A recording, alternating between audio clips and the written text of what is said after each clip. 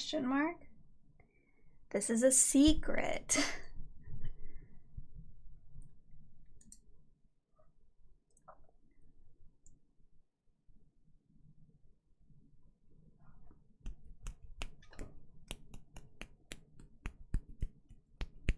I wish I could make it so that a notification doesn't go out, but I don't know if that's possible. I want to draw, because I've been drawing on my own, but I'm gonna draw on stream because hello. What I should draw, I don't know.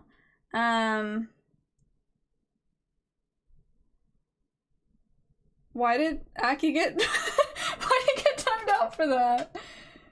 What the hell? Okay. Live. Yes, hello. Oh, he vanished. Oh, I thought, never mind.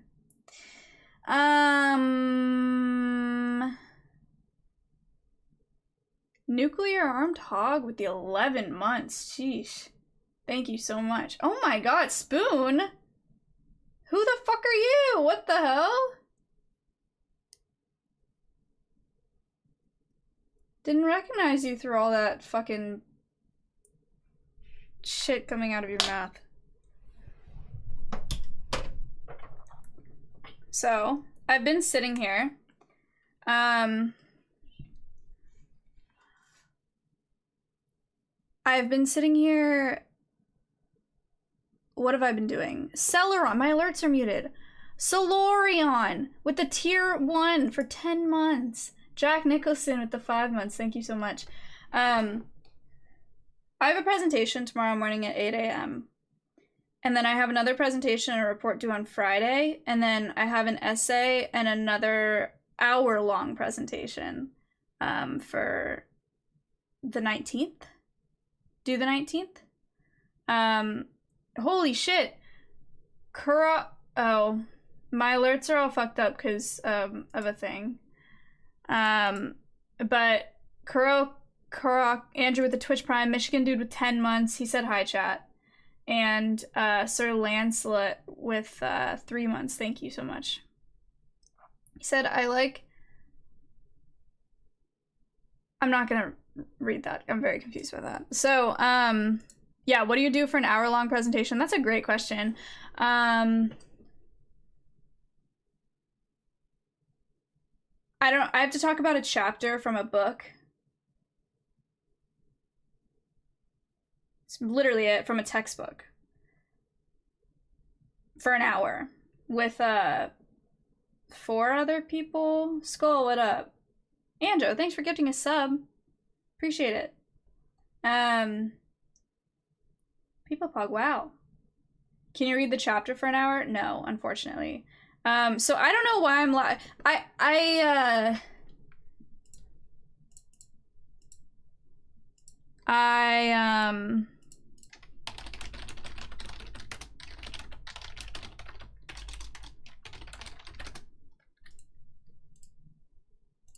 sorry.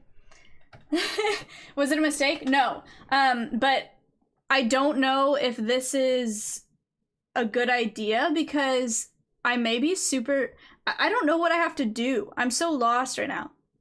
I know I have a presentation tomorrow. I know that I have a presentation Friday. I know I have a report due Friday, but those are pretty much done. Like, my presentation tomorrow is going to be fine. Can we talk about, I had a group meeting for this presentation because it's a group presentation. And at the meeting, we all sat down and this girl made us rehearse the presentation, which I'm sorry, no, guy, don't get upset. But who does that anymore? Who actually rehearses a presentation with each other?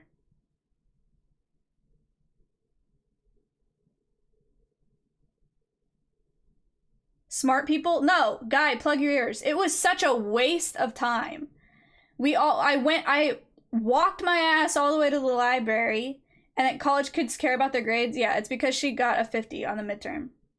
But not only did we rehearse the presentation together, but she had us introduce ourselves as practice because she was timing it. So she was like, we had to go around while we were sitting at this table and she was like, hey, I'm blah, and I was like, I'm Maya, I'm blah, and we're talking about that today. Huh? I was so annoyed. Someone just said they watched The Walking Dead and it was their first stream. Hi, welcome back. Thanks for coming back. I appreciate it. I'm playing The Walking Dead tomorrow if you'd like to come back. Today I'm gonna draw a little bit. Middle school presentation, actually. And also, can I just show you, okay, I don't know how, I'm gonna leak something. But I wanna show you, I'll figure it out. I wanna show you how ugly the presentation is. They picked the ugliest theme I've ever seen.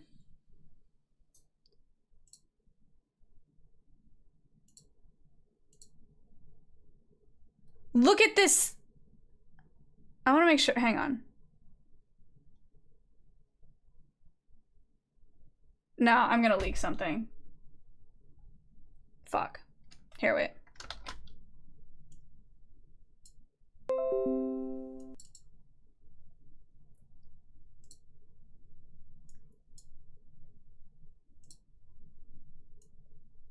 Look at this. Oh, shit. Not that. But I did that yesterday. Look at... Oh, fuck.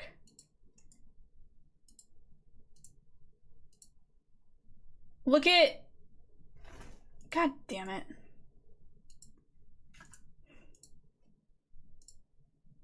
Fuck. Come on, dude. Look at this. Isn't that disgusting?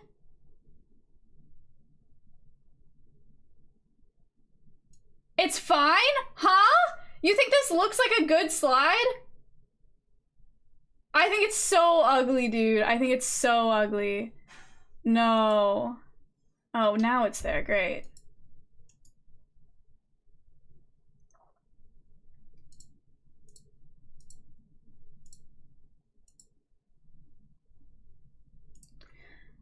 It's not great, but it's not terrible. It's the thing altogether is just shit. It looks terrible. What's up with you today? What do you mean? I don't know.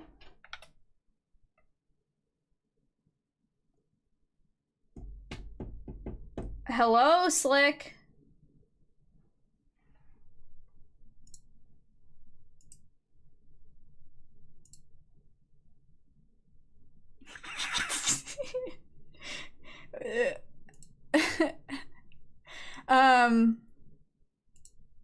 Okay. Edgy Maya stream. This is not an edgy Maya stream. What? No, I'm just annoyed. I hate group projects. Who doesn't hate group projects? They're horrible. And the presentations are so dumb. They're so dumb. An hour-long presentation on a chapter in a textbook.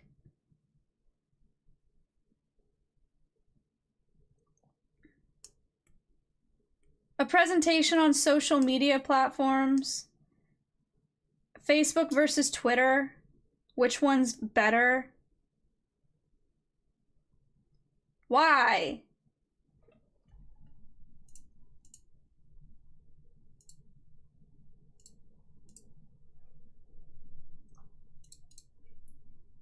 Both garbage? Yeah, well. Anyway. You can easily put 1 hour on a chapter. Yeah, but I don't want to, guy. I don't want to. Hi, Lisa. Why aren't alerts on? They are. Oh, gosh. Rowdy with 9 months. Dionysus with 9 months. Blue, Peepopog. Cloud with 3 months. Thank you guys so much. They should be working now. I'm not sure. Senioritis, actually. It's really, really bad.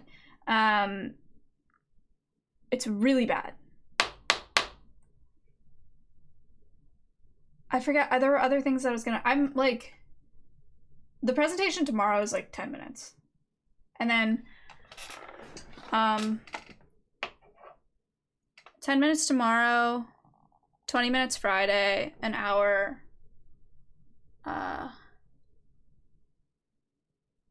next week. Peepopog, wow. Dubsy, whoa, with the 10 months. Omelet with the 3 months. Wow. Thank you guys so much. Oh.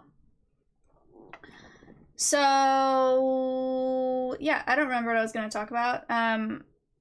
What I do know is that I was going to sit here and start drawing, and then I was like, I should draw with chat because, why not?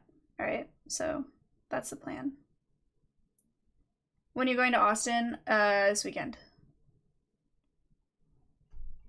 Okay, so chat, I am learning how to use layers. Look. Wow. Layers. Huh? Huh? What do you think? It's happening? Drawing stream? Yes. Nems, I am playing The Walking Dead tomorrow.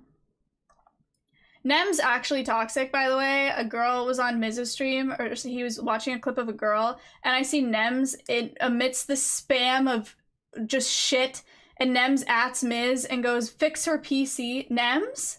Hello? What's wrong with you? I see that shit, okay? I see everything. Okay. What should I draw is my question for you. I want to draw something wildlife related. I kind of want to try to draw a tiger, mostly because I think that I can't. A penis? No.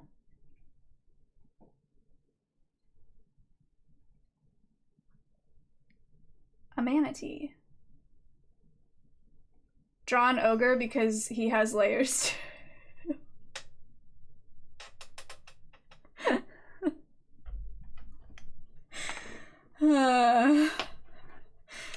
Okay, a shark. Wow, okay, that's a lot of suggestions.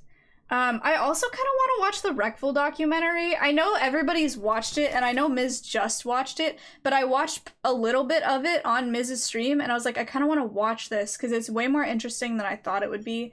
So should I try to put it in the corner while I'm drawing or something? Shall we do that? Okay, how the fuck do you do that? Yikes. Okay, let's see if Maya can figure this out. Is it it's Slush's video, huh? Okay. So we'll do a maybe a window capture, a display capture. We'll do a display capture. Same way you did your camera? No, that's not true.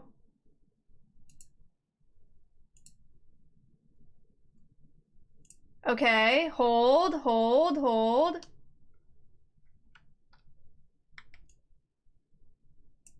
Oh. Well...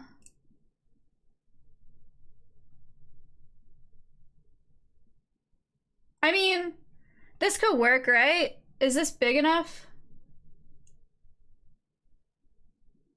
Wait, but I shouldn't do a display capture. I should do a window capture because I'm gonna need to look at a reference photo.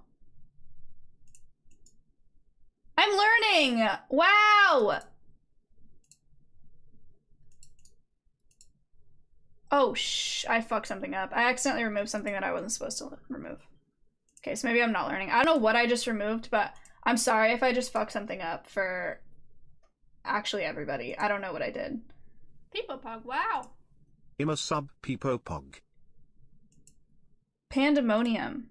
Thank you for the 7 months. And Raz, I think I already said that with the 9 months. Thank you. Okay, we're gonna do a window capture of this. Window, definitely not Discord, wow. Maybe this. And then like, oh.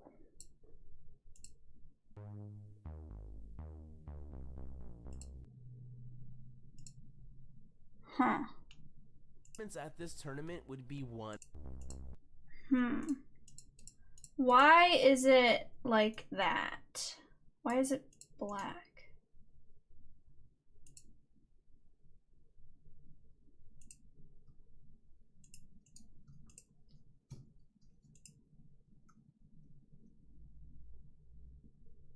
It should just be this. Why? Locke, chill out, dude. You can't. I hate getting Discord notifications when I'm streaming. Okay, relax. I'm not gonna do a window capture of Discord, okay? Fuck, man. Give me a break. Fuck, I don't know how to do this.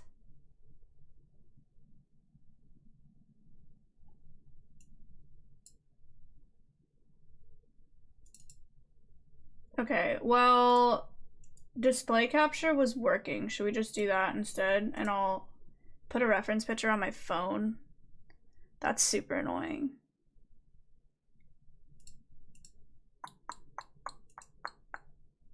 Display capture and crop it? Yeah, but then I still can't. People pog, wow. Still can't look at shit. Yo, diagram. Thank you for the 4 months. And chill, Tony. Tony. Okay, let's see what happens if we do it here, and then maybe we can just take my drawing and move it over here or something. We'll zoom out a little bit. We'll move it over here. That's probably big enough for me to work with. We'll zoom in a little bit because that's maybe not quite big enough. Then we'll move it over here. Video on right, drawing on the left. Is that's what you want? Like down here? Video top right?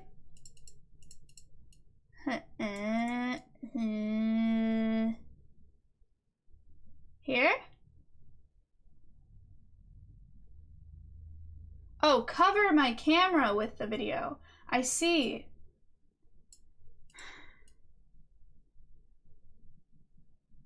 Should I put it here?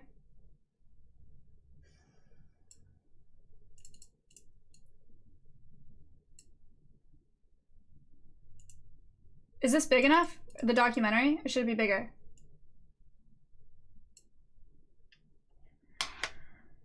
Also, I know my hair looks crazy. This is my natural hair. I didn't do anything to it today because it rained. And wow. My hair got 6 wet. months went by quick. Jeff with the 6 months. Damn. Thank you so much. Okay. Let's do it.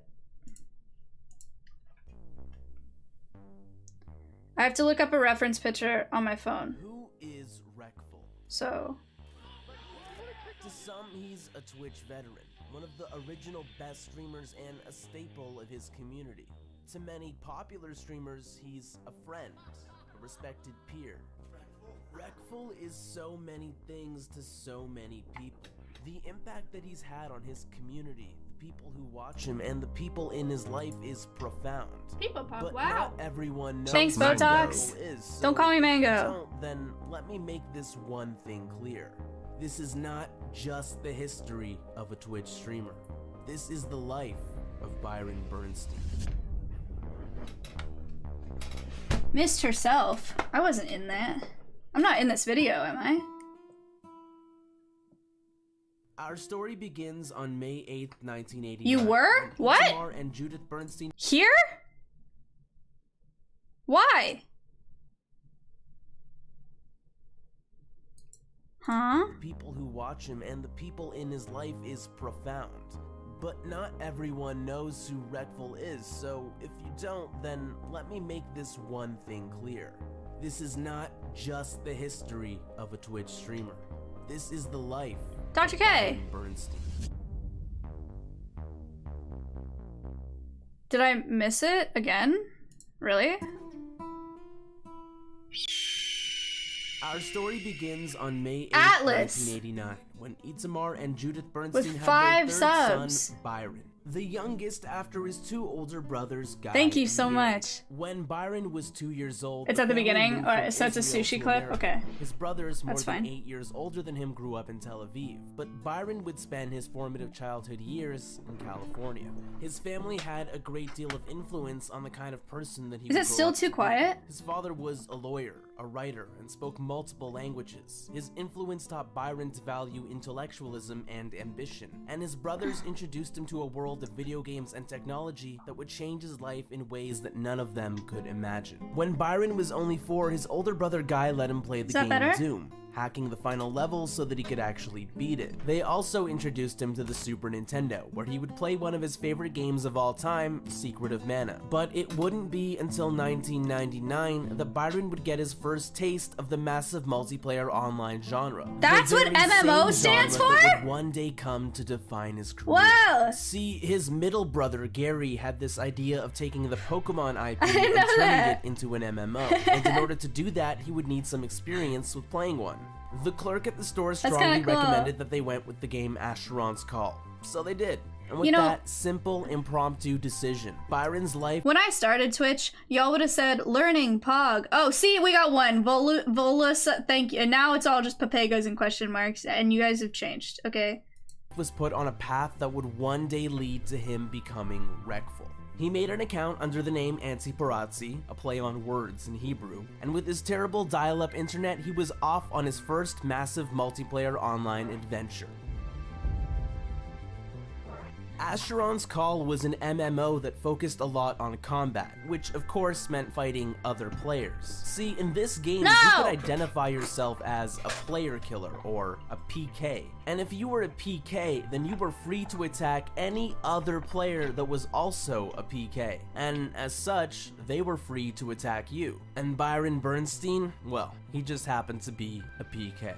Over time, Byron would become the best player in the game by far, and he was known for his ability to defeat pretty much anyone that he encountered. To this very day, an Urban Dictionary entry exists under the name Antiparazzi that shows this message. The very same message that you would see after losing to Byron in battle. And I gotta say, thanks to some unintentional advanced techniques, the movement and battle system actually had a lot of depth to it. He played Asheron's Call throughout middle school and high school, his adolescence being shaped by the game in many ways. Even if yellow, switching like a fella, I still fresco, I don't smoke weed on set, this shit don't give the brain damage. Actually, the rapping has nothing to do with the game, I just wanted to show that clip. By the time Asheron's Call began losing relevance, Byron was nearly a young adult. He was nerdy, he played guitar, he liked Elliott Smith, and he even had a girlfriend. Her name was Jenna. But all of this was only the beginning. Asheron's Call introduced him to MMOs, but nothing could compare him to the impact of what was coming next. In 2004, Blizzard would release the world record-breaking MMORPG World of Warcraft. And it would be the beginning of something incredible.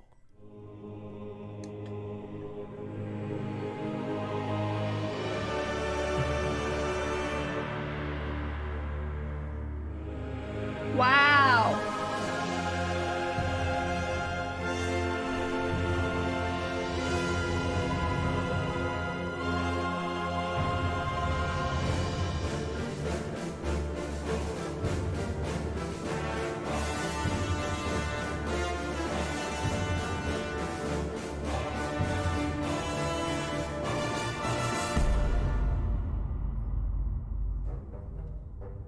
World of Warcraft took the popular Warcraft series and made it into a gigantic, explorable RPG game, filled with quests and raids and players from around the world. There was so much to do, so many areas to discover, so much content to enjoy, and Byron absolutely didn't really care for Role-playing. When he first played the game, Byron quit after reaching level 30 I know because what he FPS just couldn't stands bring for. himself to complete the quests. In fact, he wouldn't get back into it until around 3 years later when a friend from Asheron's Call would essentially donate an account to him. The account was a rogue named Wreckful. But it wasn't so that he could play the campaign. What held Byron's interest was the additional player versus player mode known as Arena. See, Arena is a competitive team versus team game that takes place in an arena. The goal is to defeat all of the players on the opposing team while simultaneously protecting your own teammates. This gets increasingly difficult as you advance in the rating system and get matched with better players. It can be played in the 2v2, 3v3, or 5v5 format, though the main competitive choice is 3v3. Usually, a team composition would include 2 people playing as DPSs, or I thought this was a damage-based Wreckful classes documentary. and Why is this? specialties, Why am and I the learning third about WoW? playing as the healer, who supports the team and keeps them alive. So for example, a common strategy would be to crowd control the healer using abilities like stun or disorient, which prevents the target from acting for a short period of time. This creates a window of opportunity to focus on one of the enemy DPSs and take them out while they can't be healed. But of course, this is just one type of strategy and an oversimplification of how Arena plays out. In reality, it demands quick decision making, a deep understanding of how players will act, effective communication, and chemistry between teammates. When Reckful started playing Arena, and pretty much throughout the entirety of his career, he played as a rogue, which meant that the teams he played on were mostly composed of rogue, lock, shaman, and rogue, mage, priest. Reckful's playstyle on rogue was unique in that it focused on controlling his opponents in creative and often flashy ways, and he was pretty much instantly good at Arena. In his very first season playing, he got rank 1. And as time went on, he would earn multiple rank 1 titles and become the first player ever to earn a rating of 3,000. That was an enormous feat to accomplish, and for someone to do it so quickly was pretty much unheard of. It helped build up his name in the community, and the other top-ranked PvP players quickly took notice. There used to be this popular WoW blog known as World of Ming, and during the 2008 to 2009 period, they began making posts about Reckful, dubbing him the Golden Child. Those posts just happened to get the attention of two players named Benruki and Soda, who were competitive Arena players for the team Complexity Red. Their team needed a new rogue player, and since World of Ming was singing Reckful's praises, they decided to give him a try. Impressed with what they saw, they offered him a position, and just like that, Byron became the newest member of the team Complexity Red, marking the beginning of his career in esports.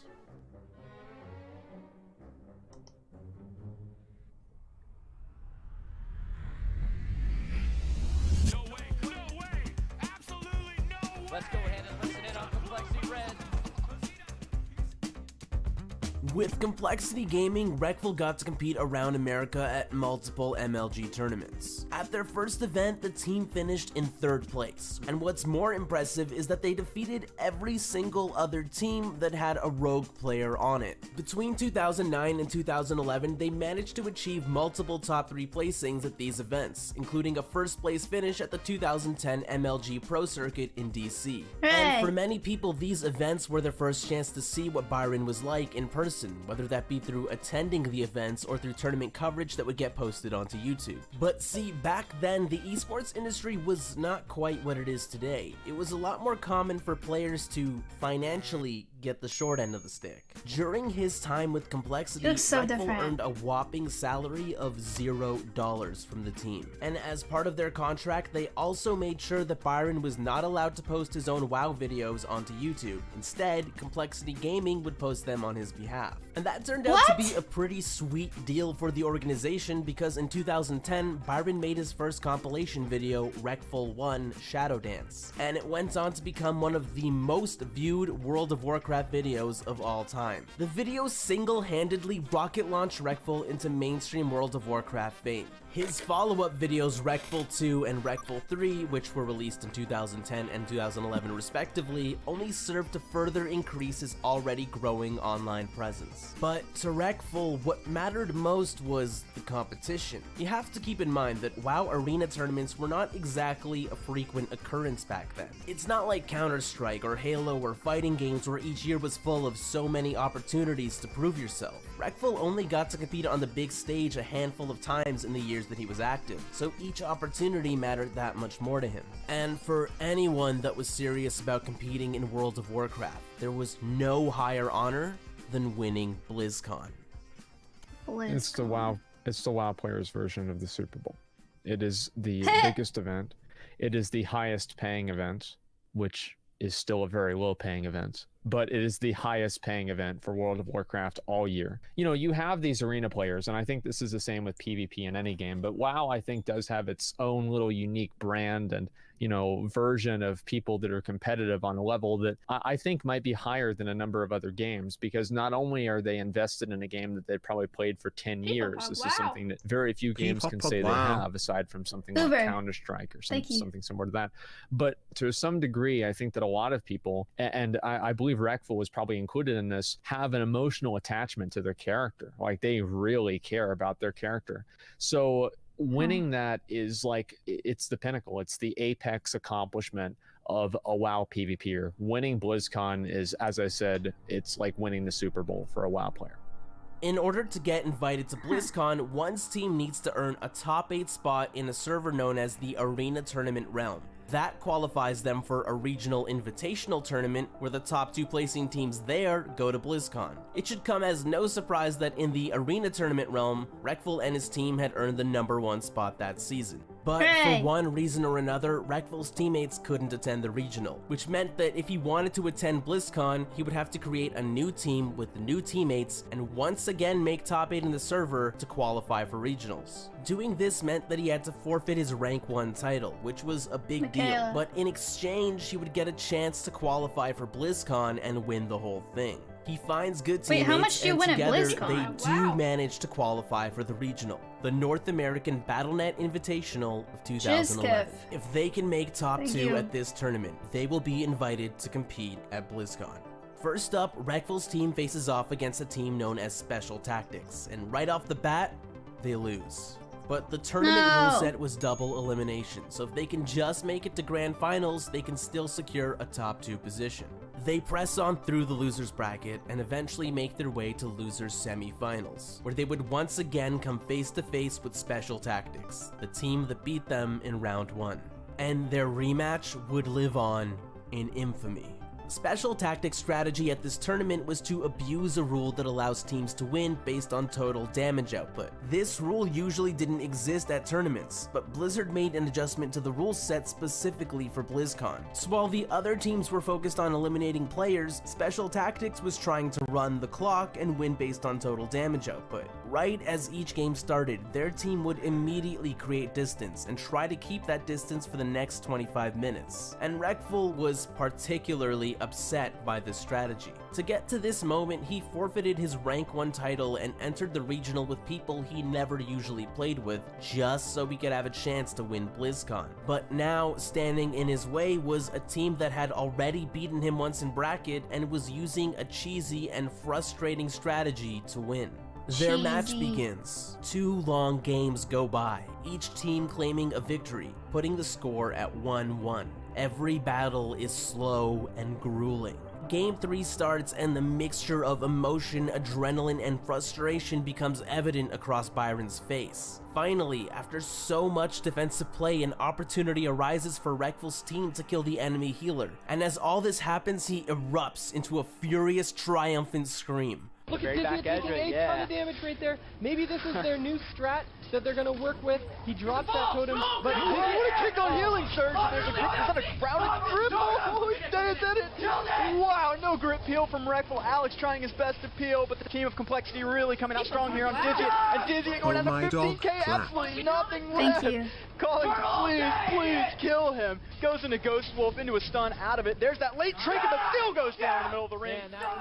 He yells insults at them, berating Special Tactics for using such an annoying strategy. It was, without a doubt, a poor display of sportsmanship from Reckful. But it was also an incredibly exciting moment for both his team and those spectating. That liberating feeling of overcoming an obstacle, putting Reckful 1 win away from being invited to BlizzCon. He was almost there, but not everything can be in your control. See, the top-seeded team at that tournament was Evil Geniuses, and they were led by Byron's friend, Talbadar. Of all the teams present that day, this was the one team that Reckful knew he couldn't beat because their team was a counter to his team. But since he was in the losers bracket, as long as Evil Geniuses continued to win, Byron's team still had a good shot of making top 2.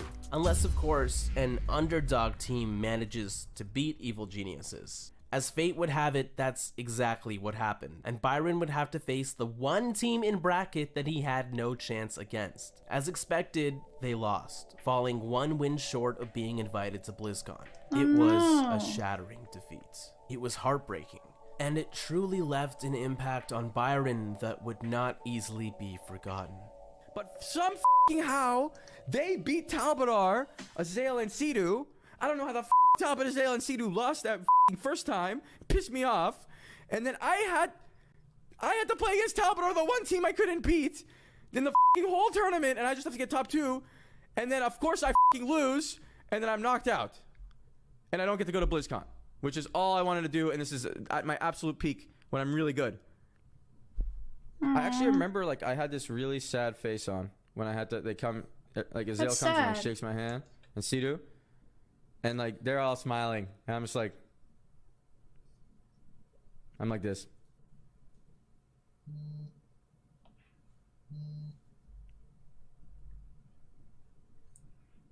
It was really sad. I wanted to win it so bad. Nems really just DM me finish The Walking Dead. Nems, read a room. He's crying, Nems.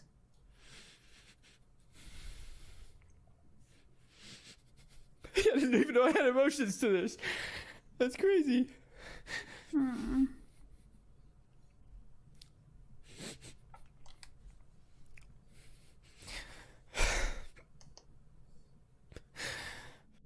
After being dealt such a crushing defeat, at the age of 22, Reckful retired from competing in World of Warcraft. Damn! The next few months of Byron's life were spent playing poker and editing his father's book, Reckful's Run, a story about an Israeli fighter pilot who may or may not have been named after Byron's gamertag. It was sad to see him retire, but every cloud has its silver lining. In June of 2012, Reckful decided to start streaming on Twitch. And when he did, he was welcomed to an audience of thousands. Something to keep in mind is that these were the very early days of streaming. Just having 1,000 live viewers was already a huge deal, but Reckful was pulling in multiple thousands of viewers. Naturally, playing WoW Arena made up the bulk of what he would stream. He still enjoyed the game even though he was done competing with it, and it was simply an undeniable fact that people wanted to watch Reckful. Being on stream gave them an opportunity to see who he really was, and what they got was a guy who clearly loved to play and think about WoW. He was always laughing and having a good time on stream, and it was obvious that he was a pretty smart guy. The way he would explain his thought processes about the game or just life in general revealed a very logical approach to everything. But most notable of all is that Byron was always open book with his viewers about everything. He simply shared what was on his mind with little to no hesitation. By doing this, he allowed his viewers to feel closer to him and understand who he really is. And it turned out that Reckful was this mixture of a wise teacher and a totally goofy idiot. On stream, you would frequently see him telling the chat a story from his life, or opening up his trusty notepad application to illustrate some kind of deep concept. He introduced his viewers to many aspects of his life, and of course, it was through streaming that the world was first properly introduced to his girlfriend, Jenna. Jenna had been by his side since high school, supporting him as he plunged into a new world of competitive gaming and streaming. And now she was making her global debut on Byron's stream. She instantly became a fan favorite, and even though it was less obvious to his fans at the time, her presence really helped bring stability into Byron's life.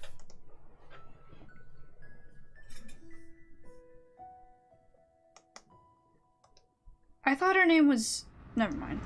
Reckful was without a doubt an innovative player in World of Warcraft, but I think just as many would agree today that he was also one of the most innovative streamers on Twitch. See, in 2012 you could only make money on Twitch through subscriptions, but Byron had a better idea. He famously realized that he could just link his PayPal and ask for fan donations, and in exchange he would display the donator's message on the stream for a few seconds. Sound familiar? That's because almost every streamer on any platform today does this, but Reckful was the one that popularized it. I didn't know that. And of course that eventually turned into streamers receiving crazy big donations. $10,000. You. $10,000. You. At one point, he was making over $30,000 a month from streaming, which was a huge deal at the time. And he was smart with his money too, choosing to invest it into the stock market and further his profits. In fact, one of the first companies that he invested in was none other than Tesla. Back then, it was pretty common for his streams to feature other notable players from the WoW community. His closest friends like Talbadar Soda and Venruki would be regulars on the stream. And of course, some of the most entertaining moments from that time came from his friendship with Mitch Jones. Try. 5'9", target acquired, Warlock. As live streaming continued to grow in popularity, Reckful and his friends were all beginning to become popular content creators. And with the help of an organization known as SkillCap, they were all able to move in together into a massive house in Austin, Texas. It was a significant moment in Byron's career because it demonstrated that he could actually make a living by streaming World of Warcraft. And that's because people loved the game, and its player base was massive. Even the company paying for the house only existed because of World of Warcraft. But he was also able to make a living this way because people loved to watch Byron. His gameplay and his personality and his content, they were all reasons for his success. But moving to Austin came with a price, because it meant that his girlfriend Jenna couldn't come with him. But regardless, it was one of the most fun periods in Byron's career, and it's an era that many longtime viewers look back on fondly. Jenna? I have a question. What is that? In 2 years, when I'm finished with here and with that book I have to write, Oh no. and you're finished with school, Yes. will you marry me? Oh my god.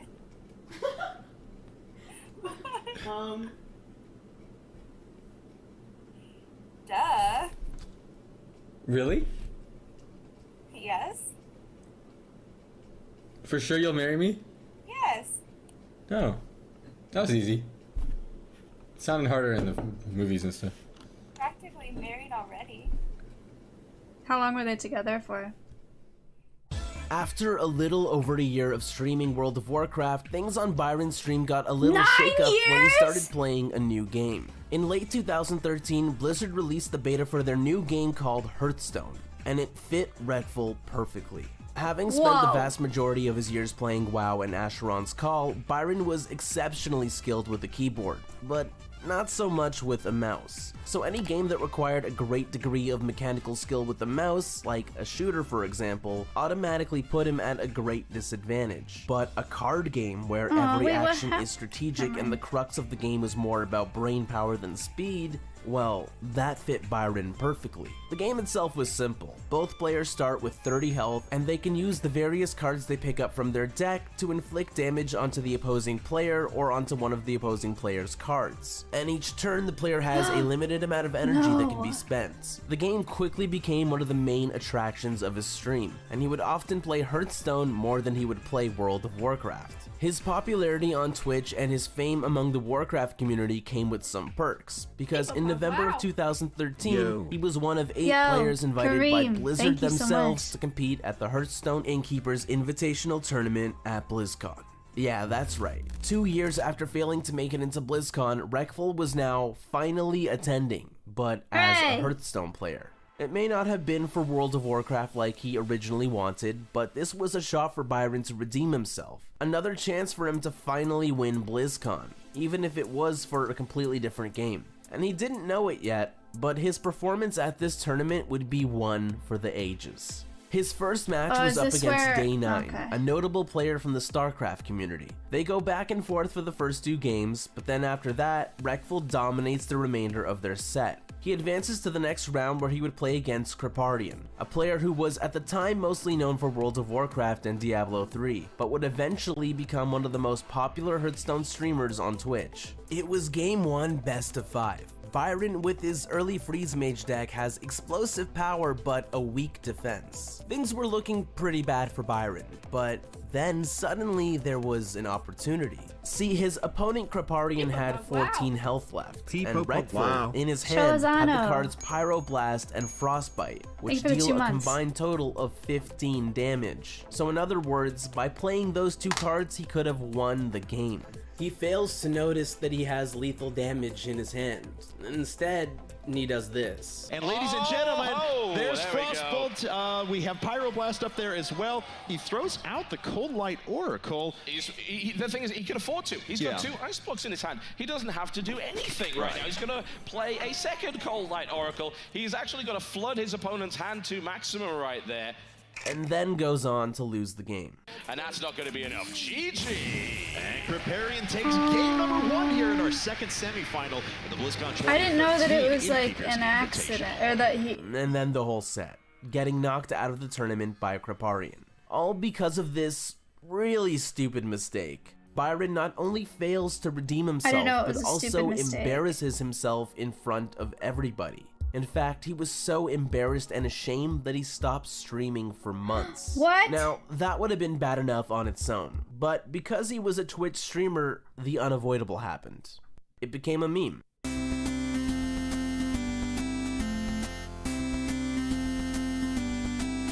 Well, you get the idea. People were memeing on him hard. Okay, just a little more. 33, so each fire is 11. 11 plus 4 equals... It's Pyro, come on!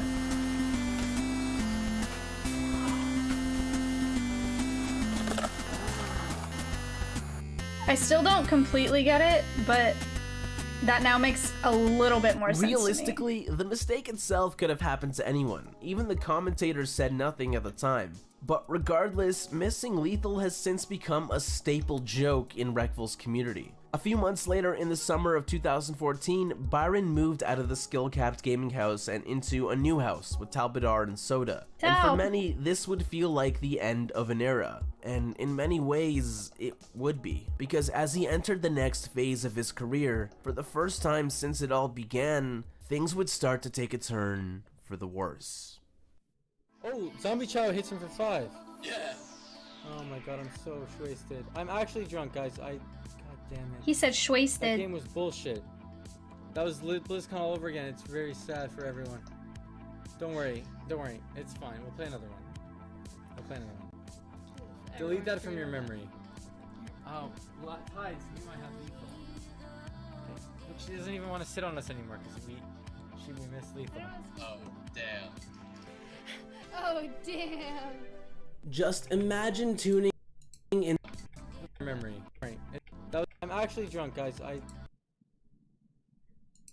damn it. That game was bullshit. That was BlizzCon all over again. It's very sad for everyone. Don't worry. It's fine. We'll play another one. Delete that from your memory. Wait. Oh. This didn't happen while they were still dating, did it? No way. No, not on stream. No way. You might have lethal. Okay. But she doesn't even want to sit on us anymore because we missed lethal. Oh, damn. Oh, damn. Just imagine tuning into Byron's stream and seeing him being super touchy-feely with a girl that's very much not Jenna.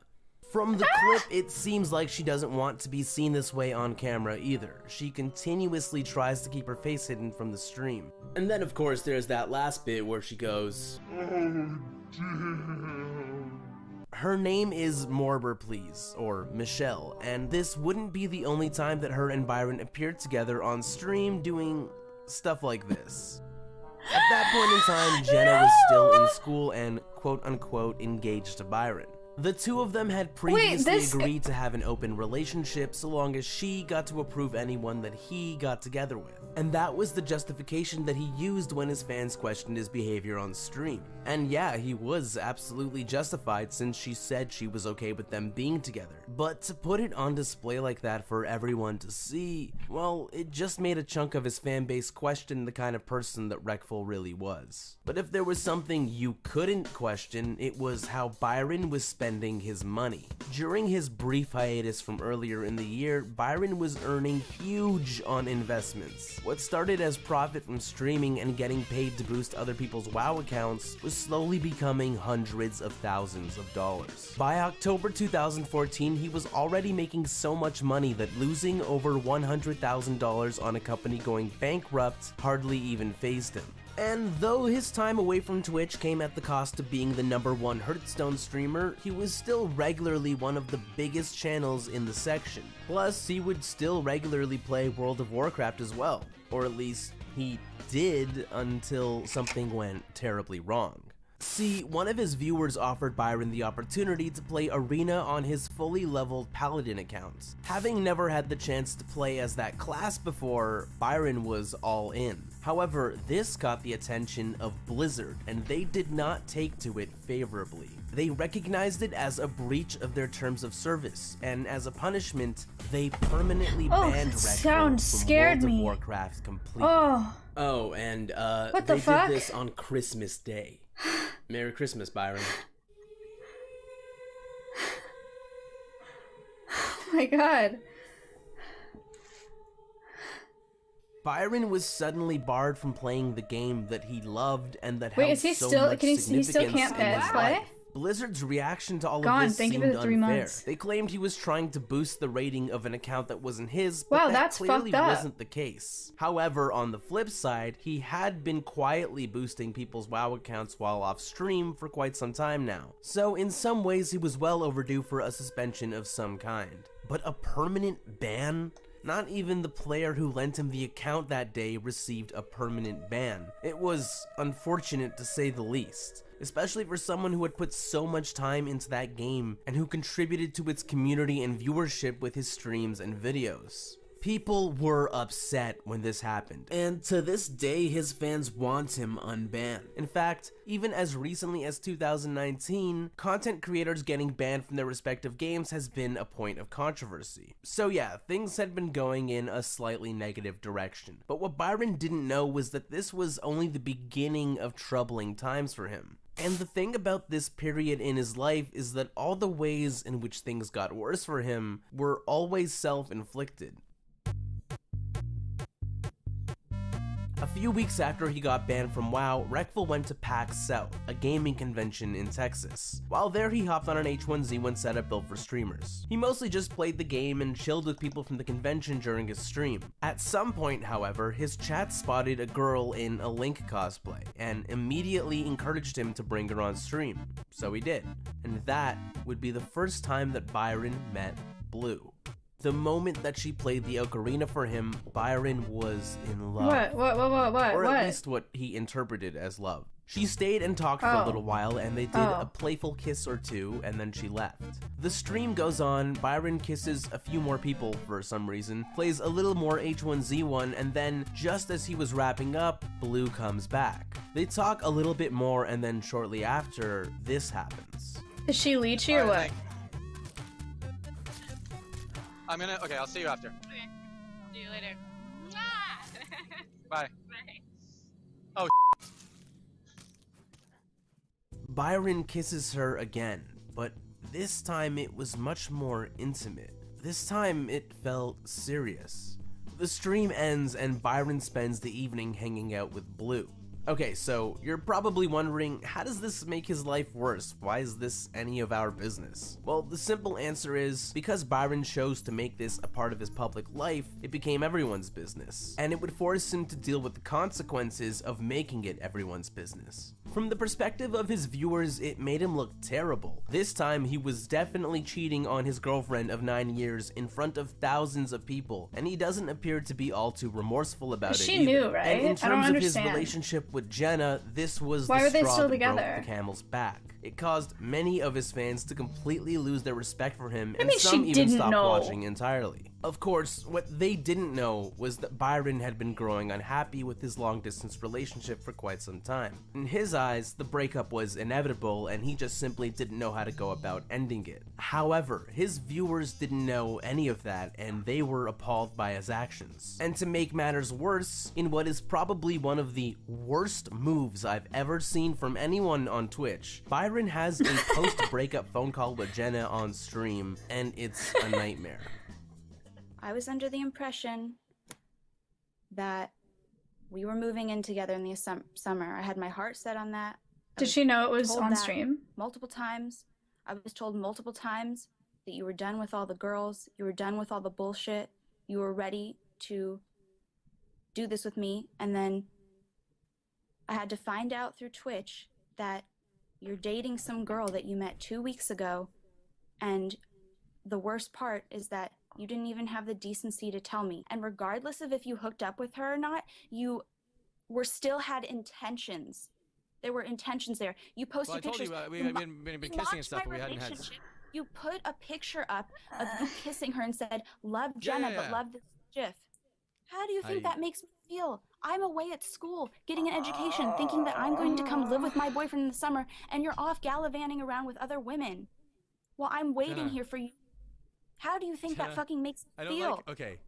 You fucked me over. You fucked me over, and you don't even fucking realize it.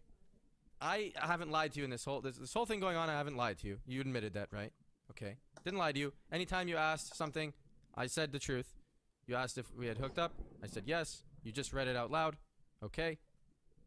Yes, and then why say Yeah. it's been a And long then- time since I've seen you? I'll see you soon, and everything will be okay. This was March 8th. Everything will be okay, you told me. Hell yeah. And I don't want to give up on you because I've supported you for 9 years in all of this. Okay, well, fucking anyway, I years I've hadn't. Maybe supported you. at that moment I must have not decided what I want to do yet, and then a couple days later I did, right? You just said, I'm bored with you now. I found someone else. Hell yeah. That That's was telling literally you. I mean, was- that's really mean, but that's me telling you, That's right? a nice fucking way to say to somebody, your girl of 9 years, to say, I'm just bored of you. I don't want to be with you anymore. That's a really great way to tell somebody that you don't like them anymore. Jenna, I'm trying to Fuck do you. whatever I Fuck can do you. to make it. I'm trying to do whatever I can do to make it better. I got you a plane ticket here so we could actually see each other face to face. There is no way to break up with somebody you've been with 9 years and not seem like you're Hell fucked yeah. up. She loves me. She's gonna There be is a sad. right No way. matter how the You fuck could've I do it, told me- I can't. There's no way to break up with you and you not be sad. What am I gonna do? I could fly you here and I could hug you at the airport. And you could cry that you and while you're leaving, you're gonna be sad as fuck. I could talk to you on the phone for 6 hours. You're sad as fuck. You no matter what I do, you think I'm lying about some shit. I'm not lying about anything I told you. That's not. I mean, you the actually point. admitted it. Okay, what? I don't know what else to say. You've hurt me in more ways than I can. I literally am so fucked up from this, from your behavior. Yeah, no matter what, no matter how I did it though. You I would've been didn't know fucked up. how It's to not make like it things was worse some until I magical way saw to- this time, unless- Mayo. unless I Yes, had- I would have been Thank fucked you. up, but I would have been way less fucked up and had a lot more fucking respect for you as a human being. You've straight up lied to me over and over again that I don't even know what to believe anymore. That's just not true. Hell yeah. I did not But lie to you. also, not Point out only one. that, Point out one single situation where I lied to you. Here, let's pretend it's a court of law. Point out one fucking situation I lied to you one time. I'm not letting Go, try, you try, manipulate me try. right now. Point something I'm out. sick of the Point something out. Grab manipulation. your text messages. Do whatever the fuck you want. Point out one time I lied to you in the last year. I'm do it. not dealing Let's with see. manipulation Let's see if you can do right it. now. I'd love I'm to see you leaving. do it. Hell yeah. Great. Okay, because you bye. can't I'm do done it. with the Because you can't do it. Because you. Okay.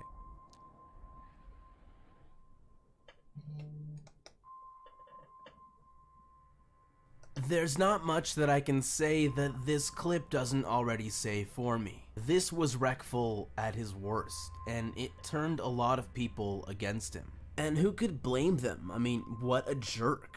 But there was also another byproduct of these events.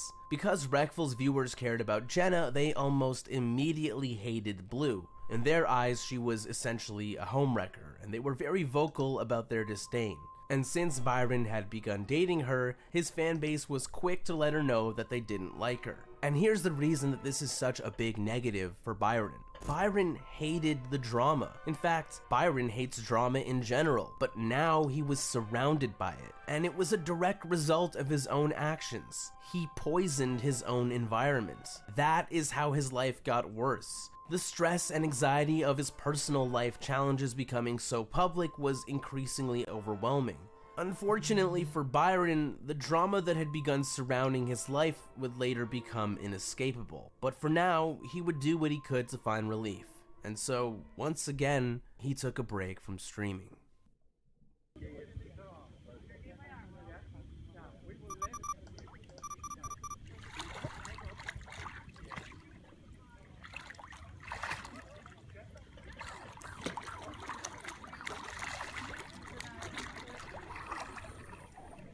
After his hiatus, Byron was refreshed and ready to start streaming again. Given everything that happened earlier that year, Byron was looking to avoid getting into any more controversies. But you know, he just really seemed to have a knack for it. And so it wasn't long before he landed himself in some hot water due to his unprofessional behavior while commentating an online Hearthstone tournament. definitely. Yeah, that swipe gets less sick. If that knife didn't hit though, he would go face and get by swipe, and it would full clear. Whoa, what's going on? I didn't see that. I was playing Final Fantasy VII. That's interesting. Like if you play Knife Juggler, Knife Juggler abusive, and you would actually attack the keeper. Oh, sorry. Screw it. Everyone will play every other team at least once, or just once. I think that's the guaranteed round robin play. Okay. Well, Rekful Rekful's kind of preoccupied, I guess, right now answering. Oh, sorry. Give me your fucking money. No worries, bro. doing. I got you. I was like tossing it to you a little bit. The sheer frequency at which Rekful was becoming attached to Twitch drama and general controversy started to have this secondary effect, where people just assumed that his channel was the place to be if they wanted to be at the center of the next big drama. So in other words, it attracted viewers that were there for the wrong reasons. And unfortunately for Byron, not only were they correct, but it made everything that happened to him get even more attention than it otherwise might have. And that only made it harder for him when Blue broke up with him that October. Acting out of hurt and frustration, Blue got vocal about her grievances with their relationship on Twitter, tagging Jenna in many of the tweets. For the people that already didn't like her, this was seen as justification to support their stance. But for Byron, this whole situation was miserable. He just wanted to stream video games and enjoy himself, but instead his personal life was constantly the subject of everybody's judgment. Perhaps that's just an unavoidable consequence of fame. Paparazzi culture would suggest that this type of thing is bound to happen. But I personally think it has more to do with Byron making his personal relationships a public spectacle. Though he prides himself on his authenticity and willingness to be open about his life, it came at the cost of having boundaries that are necessary for a healthy relationship. Now, at the time, he had been doing some variety streaming, but Hearthstone was still his main game. But he no longer dominated its section on Twitch like he once did.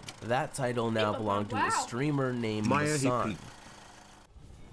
Yeah, if I picked the glyph, I would have just played it right off. I would not have kept it, just like I have. Looks like Masan is just dominating the Twitch TV scene. 16,000 viewers. Masan's firing shots. How can he fire shots at me? I wonder what he says when he fires shots. What does he have to talk shit about? Damn, like, that guy doesn't view bot. He should show his ad revenue page. I'll show mine. Because the ad revenue page is just, if he doesn't run any ads, it's just the ads from people actually coming in your stream, and it doesn't count view bots. So I'll show my ad revenue page on my stream, and he can show his. And he adds 3 times my viewers. So we'll see if that adds up. Okay. So yeah, I only have 600 subs. Okay, $2,500 in ad revenue. October. So you should have 7.5k in revenue, Rekful. I don't know exactly if he has 3 times more viewers than me, but he definitely has a lot more viewers than me all the time, right? So you should have a big number in there. He had 2.6k. See? There you go. Watch. Let me load up Twitch right now. Twitch TV directory all. Who's the #1 streamer on Twitch? Masan SC. You know, how can you not get some real viewers? So he ends up getting as many real viewers as, like, me, but most of them aren't real. I don't know. What if he actually doesn't know he has viewbots in his thing, and someone's viewbotting him every day? That'd be interesting. During this time period, viewbotting was a serious problem on Twitch, and publicly exposing a streamer for doing it addressed a greater issue on the platform. But it also said a lot about Byron as a person that he would even call out Masan like that in the first place. He doesn't like seeing someone get away with lying. In fact, he resents fakeness in all of its forms, especially streamers who lie to their audiences. That's one of the reasons he's so open and honest about everything in the first place, because he would rather be vulnerable and real than fake. However, it also shows that he's prideful and that it bothers him that Masan was unfairly beating him in viewership. Eventually, Byron confronted Masan while on stream. but he continued to deny any allegations. However, in spite of his denials, Masan was later permanently banned from Twitch for doing exactly what Reckful claimed. In terms of controversies, this was the first time in a while that Reckful was on the positive end, and things were finally getting back to how they used to be on his stream. In fact, things on his stream were more fun than ever, because now his close friend and fellow streamer Mitch Jones was regularly appearing on stream together with Byron. The two of them had some of the most entertaining and genuinely funny streams of Byron's career.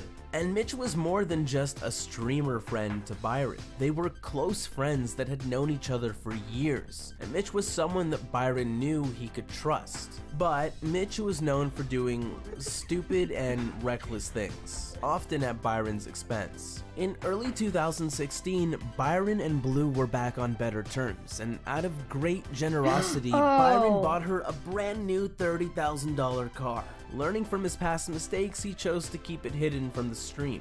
The only people he told were the people in his personal life. You know, people like Talbadar, Toes, Mitch Jones. You probably see where I'm going with this, but just wait until you see how Mitch Jones exposes this to Byron's viewers. We selling shirts every night, we do it real nice. I sold like 500 for my Blues dice. I got Blue a car, she going out to Cali. She said, this shit, bitch, I don't know what has happened. Thank you for your hella money. I'll put it in the bank and then I'll go and your honey. Suck you, bitch. I can't rap over this. Alright, everyone stop laughing at me, yo. Why are they laughing at you? Look, man.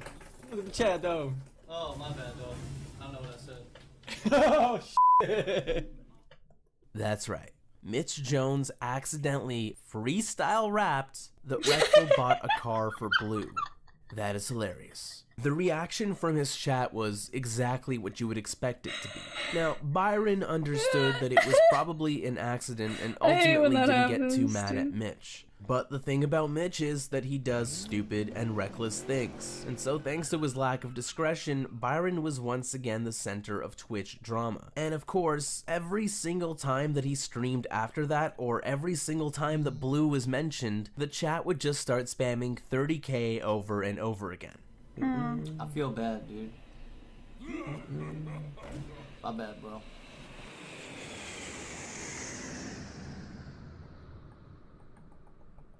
For Reckful, 2016 was a year that saw his channel evolve and expand into new audiences. And a big part of that was the release of Pokemon Go. Hooray! When the game came out, it momentarily took over the world, and that was especially true on Twitch. It seemed like everybody wanted to see their favorite streamer play the game, and that, of course, included Reckful. And something to keep in mind is that even as recently as 2016, Twitch was a very different place than it is now. One of those major differences being the lack of a just chatting section. See, back then, you pretty much had to be streaming video games. There was even a requirement that the majority percentage of the stream be of gameplay. So because of that, streams were pretty much confined to bedrooms or tournament venues and things like that. But Pokemon Go changed everything. Now, a streamer could be out on the street with their friends and having adventures in real life while still technically meeting the gameplay quota. This style of streaming would later become known as IRL streaming, which stands for in real life. And as one of the first popular streamers to be broadcasting Pokemon Go, Reckful was managing to pull in audiences of over 50,000 concurrent viewers. He was literally on top of Twitch. And as these streams went on, it really felt like as a viewer, you were getting a chance to hang out with Byron and his friends. These streams also marked the first major returning appearance of Jenna. It might seem crazy to think that after everything, Jenna would want to be on stream with Byron again, especially after we've seen how terribly Byron could act. But I think that if anything, it demonstrated how important he still was to her.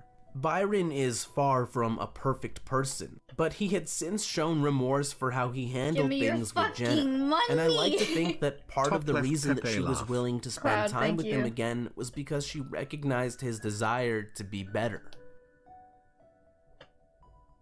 Well, that's nice. But back to Pokemon Go. The game was so popular that it helped put his stream out there to an entirely new audience. And it was a breath of fresh air to those who had grown tired of the same old sit-at-home routine. And that doesn't just apply to the viewers. Byron himself was thoroughly enjoying these streams and the opportunity to change things up. Now, as some of you might remember, Pokemon Go was a fleeting fad, which meant that these IRL streams could only last for so long. But when he was back at home, he was still keeping things fun and interesting. Like the time he won a $6,000 bet against his friend and owner of Tempo Storm, Reynad, by beating him in Super Smash Bros. Melee. Or how about the time Melee All-Star Mango got drunk with Wreckful on stream? I have a lot of juice here. A lot of juice, bro. So, I love this. This is my favorite one. No, don't do that right away. No! It's too late, dude. Let's go. I killed this guy, No, bro. if you dropped this guy, they would have given you a fireball, bro. Oh, no. Dude, look, they love that shit. They love it. Drop this 6 seconds. Oh, someone's a fuck? Yeah. Oh, let's go. 3-1, no, dude! No. Shit, man! Summon this guy too for no reason. Man! Byron was having some of the most fun times of his life in 2016, but of course, there was still one small problem. Mitch Jones. I've already pointed out how the watchful eye of Twitch chat has been problematic for Wreckful's personal matters in the past, but what you need to understand is that for some Twitch streamers, it's how they stay relevant. See, a lot of Twitch viewers love to follow any kind of controversy. It happens on YouTube, it happens on Twitter, and it always gets attention. And Mitch Jones was the kind of streamer that often catered to those crowds. Naturally, since Wreckful and Mitch were now living together, he would get sucked into the drama that Mitch created. Now, since Byron hated that type of thing, he had slowly gotten better at setting up boundaries for himself. Like, for example, when he was planning a trip to California to visit Blue. He told Mitch about it privately and specifically asked him to keep it a secret from his viewers to avoid drama. However, it just so happened that the day he was planning to visit Blue also happened to be Mitch's birthday. Mitch assured Byron that he didn't mind, but then came the actual day. Mitch, on his birthday, starts up his stream, and he's in Byron's room, something he knows Byron would usually be upset about. And he starts saying stuff like this. It's my fucking birthday. I just turned 24. Wait, Byron's with you guys, right? Who's Byron? Who's he chilling with? So keep in mind, this whole time I've told him where I'm going and who I'm with, and he said he was gonna be fine on his birthday. And this is just all, I don't know what this is. This is all like, I watch this and I'm like, what is going on, dude? What is it? Okay, I mean, is he like with his parents or catching Pokemon or what's up? I mean, I don't actually, dude, I literally woke up and the Jew was gone. That's all I know. Well, he didn't tell you. I mean, I was asleep all day because I've been pretty emo. Here, I gave you one last tie I don't know, man. That really pissed me off. Every time I talk to him about it, he's like, dog, I was just being funny, you know? But I feel like there's being funny, and then there's being funny while making your friend look like a total asshole and not saying you were joking. You know? Like, what the fuck? I just want him, if he could fess up that he, like, was actually being mean and sincerely, and it sounds like he really means it, then that's something. You know? Look at what Mitch is doing here. He's taking advantage of his friendship with Byron to be more relevant. Again. And now look at how Byron reacted to it. He couldn't understand why his friend would do that to him. Later, Mitch would claim that all of this was just a joke, but regardless, it was a clear breach of trust that affected their relationship. Every time Mitch says, oh, I shouldn't have said that, if he could go back 5 seconds in time and have the choice of not saying that or saying it again, he would always say it again. When he casually mentioned Wreckful buying a 30k car, that was intentionally, that was not unintentionally. At this point, their relationship was on life support, and the plug was about to be pulled. See, Mitch had this girlfriend named Mira, and of course, she was also the starring role in her own fair share of Twitch drama. and Byron did not like her, to the point where he publicly beefed with her on stream, which of course put Mitch in a very awkward position. However, Byron was very understanding of their relationship, and he made sure that Mitch knew that he didn't want to get in the way of it. Despite this, the two of them would eventually break up anyways, or so Mitch would tell Byron. Keep in mind that at this point, his friendship with Mitch was on very thin ice because Byron's trust in him had been broken. To make a long story short, Mitch tells Byron he's going to visit his father, but instead goes to meet up with Mira. By pure coincidence, their housemate Toes walks in on Mitch and Mira at a restaurant, and he's shocked to see her there because she was supposed to be living in a different state. Upon seeing them, Toes tells Byron via text message, and Mitch responds by flipping out and demanding that Toes drive home and delete the texts off of Byron's phone before he wakes up. Oh my god! Byron, of course, learns of all this and realizes that there's This happened no on way he stream? can ever trust Mitch again. I think How did he wasn't think? really my friend the whole time. No. Oh, okay. I'll tell you guys why. Some people might think I'm just trying to stir up drama, but actually I'm just trying to get out of it. I don't want to be friends maybe with people from Twitch anymore. I thought we were just chilling, having a good time all the time, but I don't think he's really my friend. I thought he was the whole time. I thought he was Mitch Jones the whole time, but he really was David Jones, guys. He's fucking David Jones, and he just pretends to be Mitch Jones on his fucking in front of me and on his stream. Like, what the hell? It's so weird. I don't know, man. He just. I gave him a lot of times. Even you guys probably saw on. He was streaming one time, and I even told him, look, if you want to go live with Mira, it's fine. And at one time, I even jokingly said, yo, we know, Mira spilled it that she's going to Maryland with you. I said that because I wanted him to try to just admit it to me, and then he was like, what? No way, that's not happening. I need to call her. That's crazy. I'm not even talking to her anymore, dog. Like, that's the one guy I thought was really my friend the whole time. I never doubted anything. He just seems so innocent. He just seems like, he's just a guy who likes to fuck around, jump around, do whatever. Can't trust anybody, chat. I'm just gonna cut off ties with other streamers and stuff, I guess. I just want to be by myself and not deal with kind of shit like this and awkwardly not know if people are really a friend of mine or stuff like that. It makes me really uncomfortable. I just rather have friends around who aren't involved in Twitch anyway, This changed the way he viewed his friendships forever. Maybe all these people he thought cared about him were really just there to use him, for his money, for his fame. So and fucking it came weird with the and difficulty sad. of What am I losing someone watching? that he once believed cared about him. An experience like that can be extremely difficult for a person to recover from. Try and put yourself in his shoes. Imagine finding out that your best friend just likes you because they're using you. It hurts. But with his struggles came wisdom. Wisdom that allowed him to better distance himself from the chaos that had been surrounding his life for the last 2 years. And with that, the viewers that only cared about drama started to fade away. So, what does it look like when Wreckful gets attention for something that isn't Twitch drama? Well, it looks a little something like this. Apparently, there is a new way to meet and greet on social media. Users craving interaction are now actually watching people eat. It's called social eating, a live streaming Callan, platform on thank you for Twitch, 9 months. which was known for gaming until now. This broccoli does not look tasty. Would you eat that?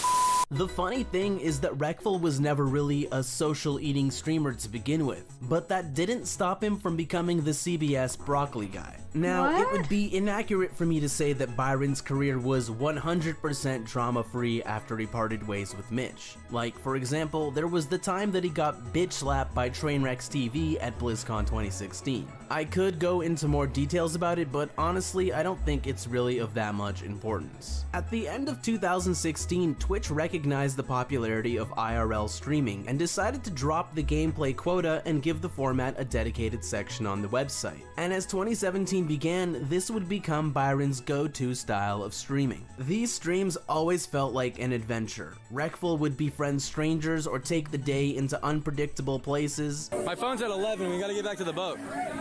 Operation Boat. Wait, maybe I'll just swim with my hands up. We can do this! We got this! Yes! I got you! Yes! You won't give way! Wow. I didn't think that was possible. Fans would run into him in real life and become part of the stream, and viewers would watch with joy as they got to vicariously live through Byron's experiences. Vicariously but what really live. took the IRL streams to the next level was when he started traveling around the world, and it all kicked off with Japan. Oh, nice.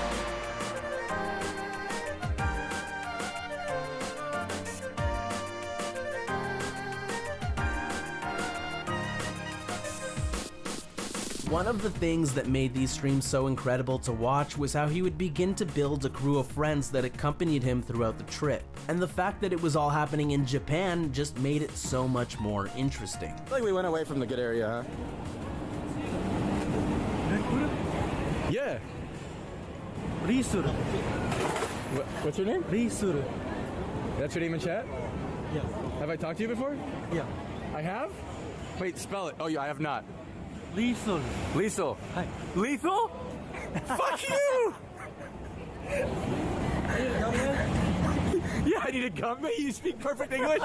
You cunts. These streams really set the tone for the rest of the year, where he spent more time in the streets of various cities than he did playing any kind of video game. And it was pretty clear that this was exciting for him. It was a chance for him to creatively express himself in a way that playing games at home rarely allowed. Besides, what's more fun than meeting new people and doing karaoke in front of thousands of viewers? No. As a fan of Anthony Doesn't sound Bourdain's fun at travel all. shows, Byron attempted to bring that same sense of excitement, exoticism, and adventurous energy into his streams. But of course, this was still Regful, so he would get himself into Thanks, situations that Anthony Bourdain never would.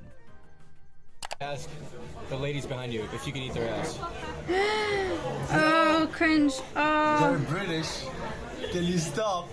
Oh, they understand? They understand. Oh my god. You guys are too loud. I have to leave. Oh. You're embarrassing me.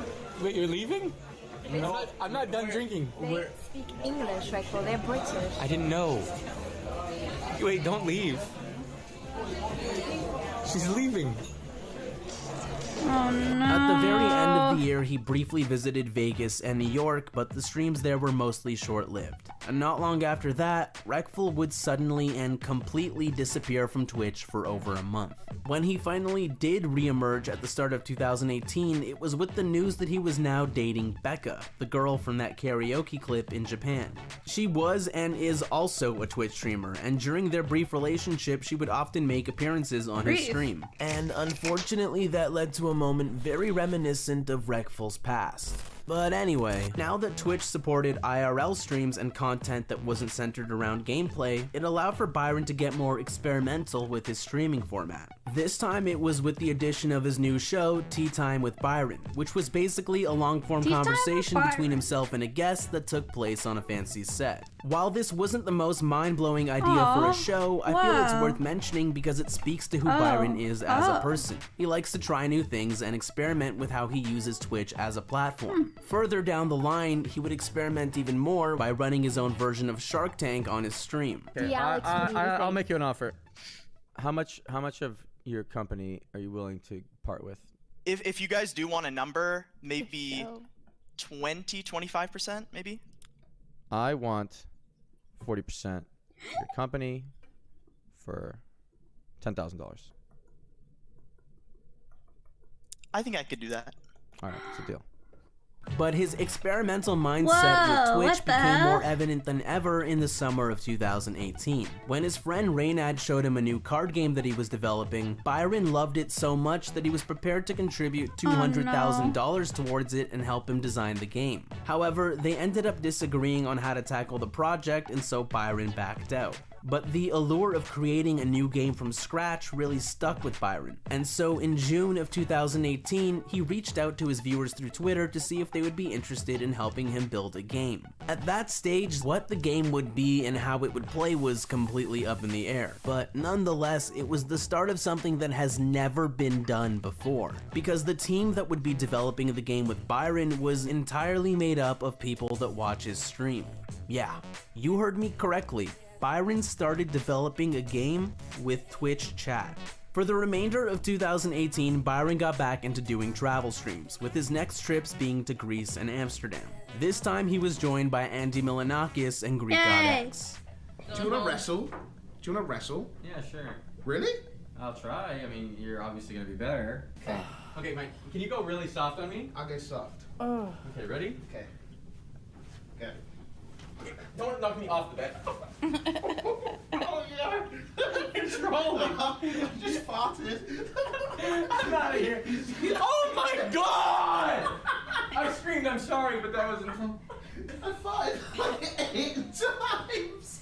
You farted 8 times? You just farted over and over as I squeezed down his chest, dude. Ew. It's my bedroom. Get out of there! This smells so bad. Spray this. I think that for many fans, these IRL streams that he started doing in 2017 and onward were some of the best streams that he ever had. And that's an amazing achievement because at this point he had been streaming for over 5 years, and where most streamers would have gotten stale, Reckful was in many ways better than ever. As the year wound down, Reckful began to stream less and less, until eventually he went radio silent.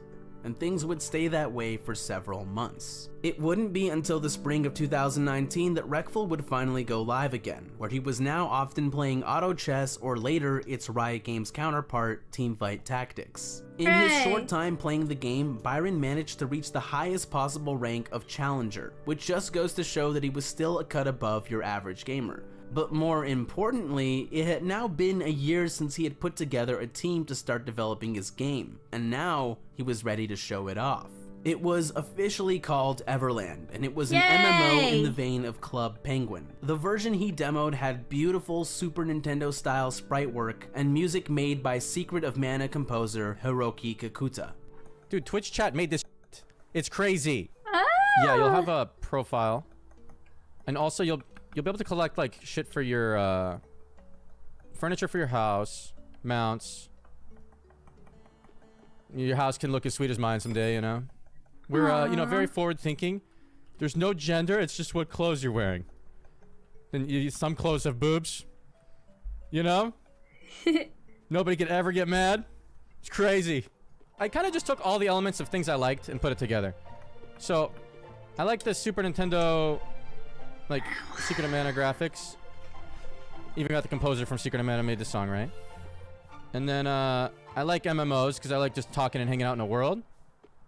I don't really like grinding things though.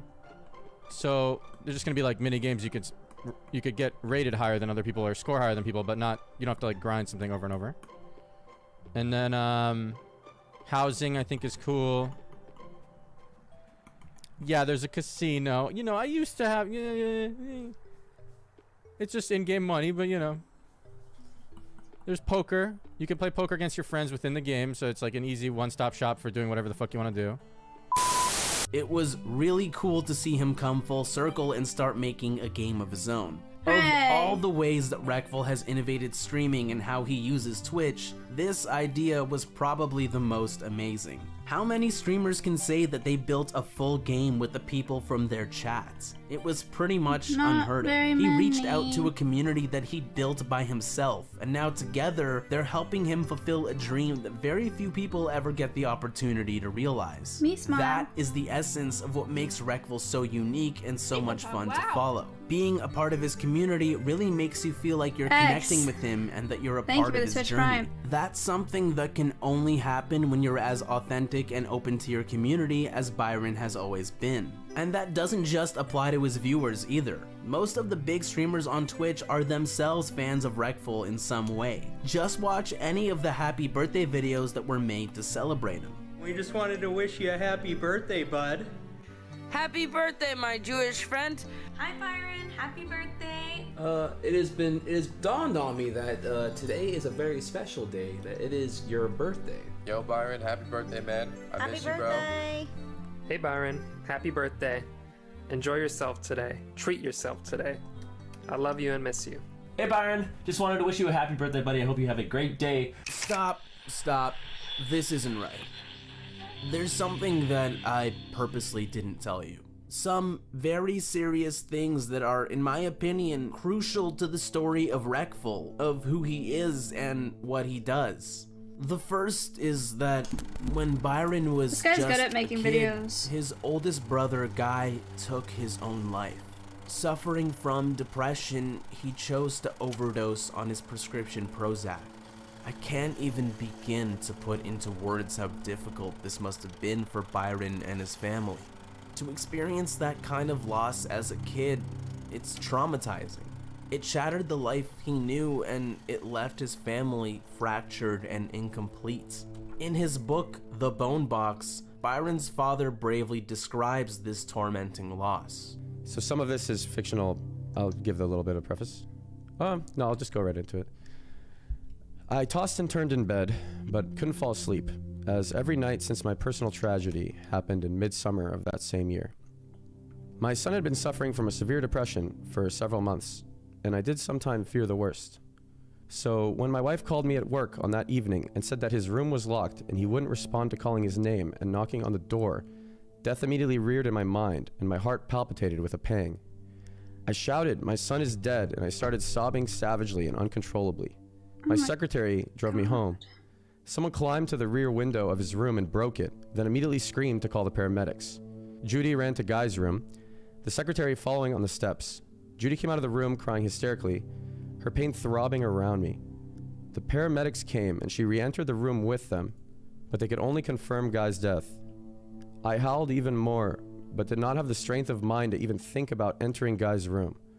I ran up and down, back and forth in the house. I sat, I stood up again, sat again, lay down on the floor and twisted in all forms and directions, but I could not escape the terrible situation. I screamed for my son and hoped that he would immediately come out of the room.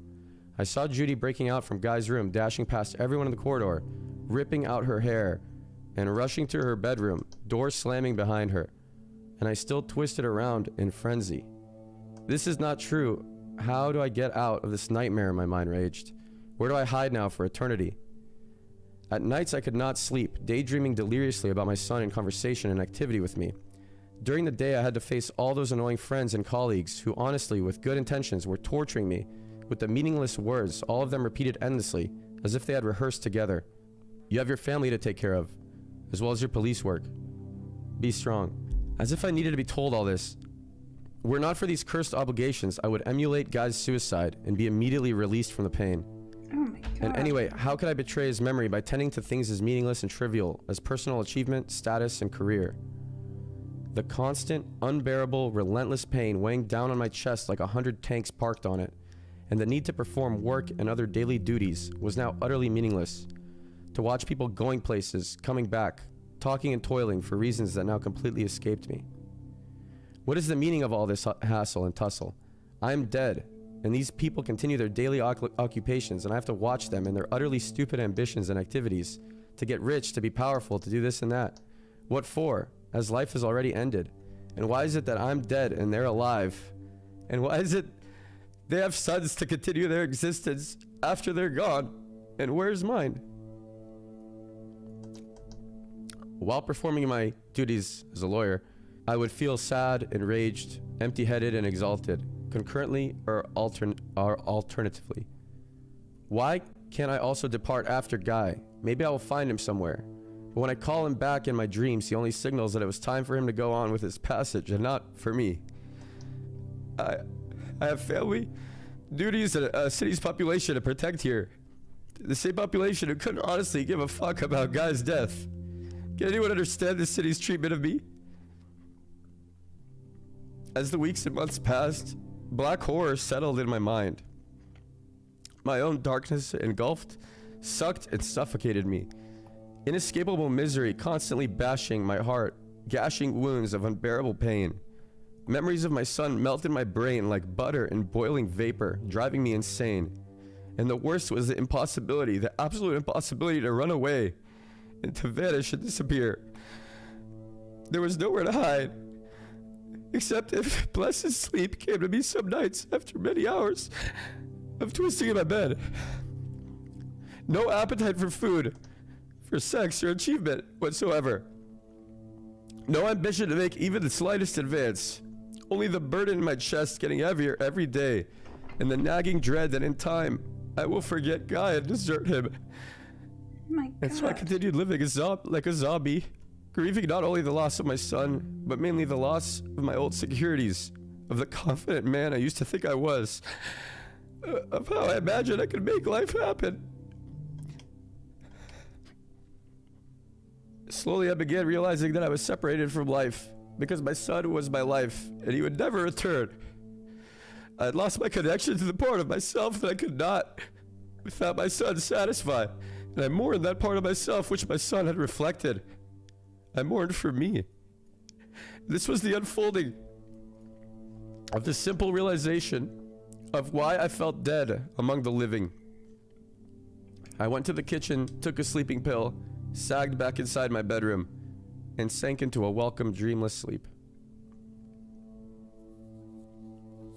Watching Byron recount that Jesus is Christ. beyond heart-wrenching. What happened to his family is a tragedy that nobody should have to experience. But there's also another important thing that I didn't mention in this video. For Byron to lose his brother and have his family be suddenly incomplete like that led him down a path towards depression at a very young age. By the time he was a teenager, it became something that he battled with in constant cycles. And by the time he was 16 years old, Byron attempted to kill himself, managing to survive by nothing more than luck. Throughout pretty much his entire life, this battle with depression has been an ongoing struggle for Byron. He'd seen therapists but to no avail, and taking SSRIs, a type of antidepressant, was out of the question because of what happened with his older brother. So without an answer, he was left to endure that depression all on his own. And believe it or not, the reason he wanted to end his own life at 16 was simple. He was the best player in the world at Asheron's Call, but eventually, that game had to come to an end. That might sound like a crazy reason to do something so drastic, but getting good at that game endowed him with fulfillment. He was the great anti-parazzi. Without it, everything felt meaningless. There was nothing left to distract him from the negative thought patterns looping in his mind. This is something that Byron has been struggling with throughout his entire career. Think about all the times I've mentioned him taking a hiatus from his stream over the years. While it's true that he's done it for a variety of reasons, much of the time it was because he was too depressed to stream. The feelings of worthlessness and self-loathing left him living in his bed for months at a time, never bothering to stream because how could he entertain people while in such a state? In his mind, what was even the point? There have even been times where he deleted his Twitch channel or threatened to do so. And if I don't want to get banned, I realize I don't want to get banned, but I'd prefer to get banned than to continue streaming, but I'd prefer to have my account deleted. Understanding his past also sheds a different light on his broken friendships with people like Mitch Jones. Losing an older brother created a hole in his life, and it didn't help that he never got along well with his middle brother Gary. It's possible that, to some degree, he sought to fill that hole with the companionship of his friends. And at one point in time, Mitch Jones was one of his best friends. So perhaps the betrayal meant not only the loss of a good friend, but also a deep reminder of what he had lost as a child. But here's what's interesting about Byron. As you already know, he's a very genuine and authentic person. He wears his flaws on his sleeve and shows how imperfect he can be. From the very beginning of his streaming career, he's been open about his struggles with mental health. He's even mentioned his brother's passing and his own attempted suicide multiple times on stream. And I know for a fact that his willingness to share these struggles has meant so much to his viewers who also deal with similar afflictions. I really believe that he's helped many people get through tough times just by sharing this side of himself, showing his viewers that they aren't alone, that he too struggles with depression and emotional trauma, while simultaneously showing them that he's capable of achieving great things and finding moments of happiness. And I'd also like to point out how Byron being open in this way is very different from how he had been too open about his relationships in the past, where in those instances he was sharing aspects of his private relationships. Here Byron is only sharing his personal struggles that are unique to him. Nobody else is involved, it's just Byron opening up about these things that make him human, and doing it in a way that is actually helpful for his viewers. But it's not always easy to be a dedicated viewer of Byron's. Fans have had to watch as his battle with mental health seemed to wear on him more and more as the years have gone by. Wild mood swings that have gotten worse and bouts of depression that seem to take more and more out of him. With time, things got dim, but they say it's always darkest before dawn. And the rising sun that would shine upon Byron came in the form of a Harvard psychologist named Dr. Alok Kanogia. Together, in front of thousands of viewers, they took a deep dive into Byron's depression, which meant taking a deep dive into Byron's past. They examined why Byron does what he does and is who he is, how the trauma of his childhood had shaped the battles he would face with his own emotions. And most notably, he helped Byron realize why making his game Everland has been such a fulfilling venture for him. And this is the other interesting thing, is you're finding purpose. And why are you finding purpose again? What do you like about what you're doing? I like that I'm trying to give people something I wanted as a kid. Who's the focus on? Who are you thinking about?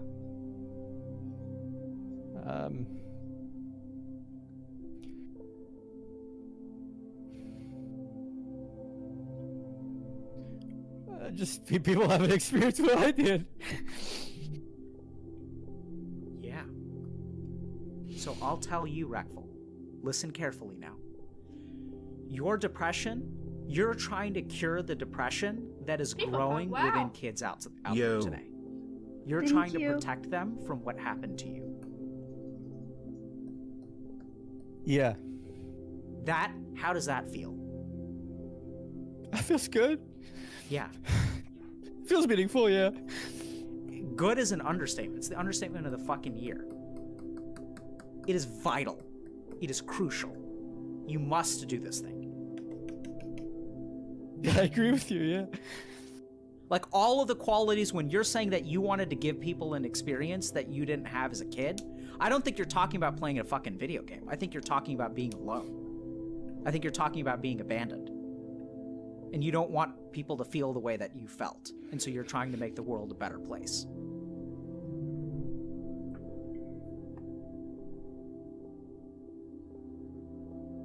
Maybe. What are you feeling right now?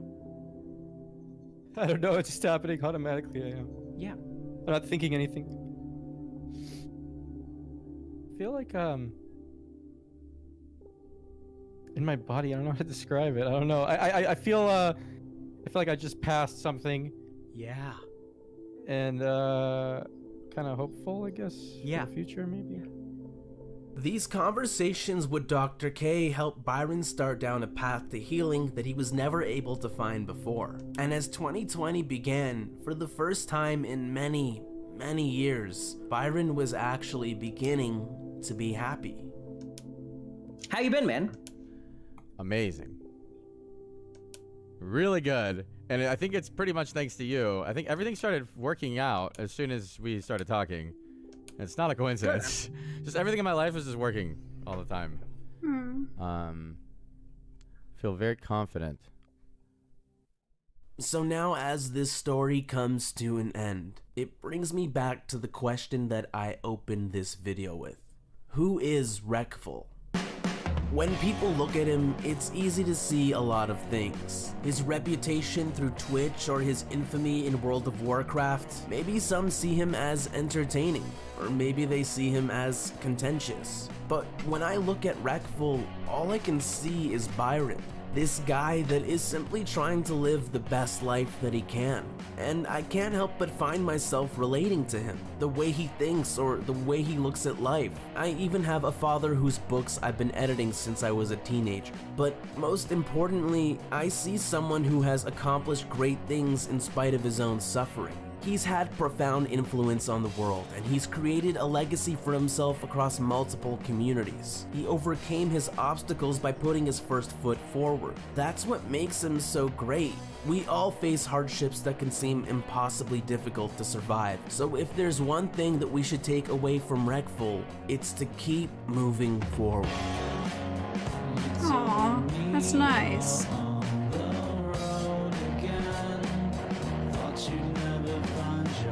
That was a good video, jeez. Does he make a lot of videos?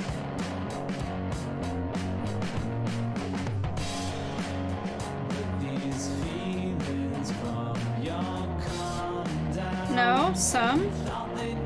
You should keep doing that. Really good video. Okay, wow, I learned a lot. I did not know a lot of those things.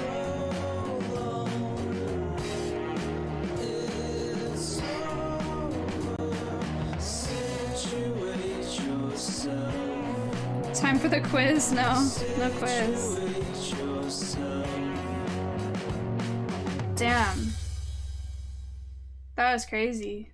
Give me your fucking money! Holy fuck, Maya, when the fuck did you get this beautiful? My Queen Pokey has some competition, if you know what I mean. Unless...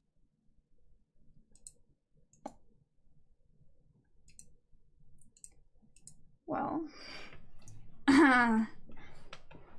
Okay.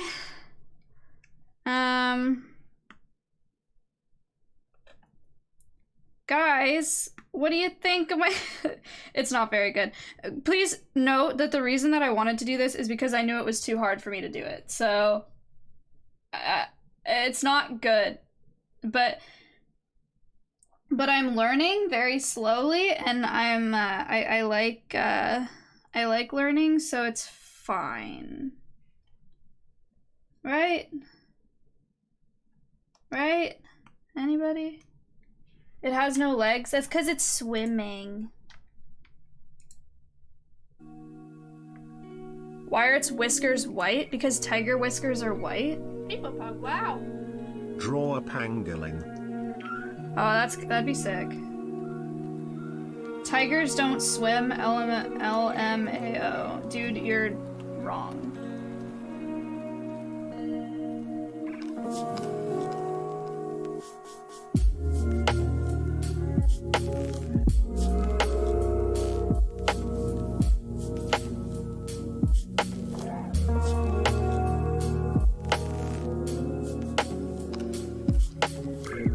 This is too much right now. C4 though, thank you for the 3 months.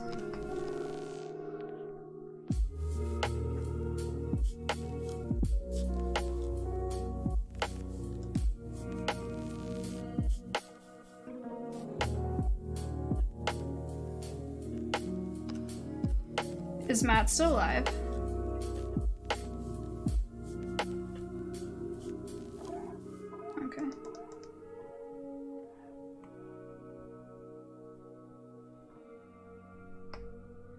This looks like shit. Fucking money. What is going on? Play the history of Holy Mango shit. video by the same guy, Pog. No, because I don't know who that is, and it won't mean anything to me.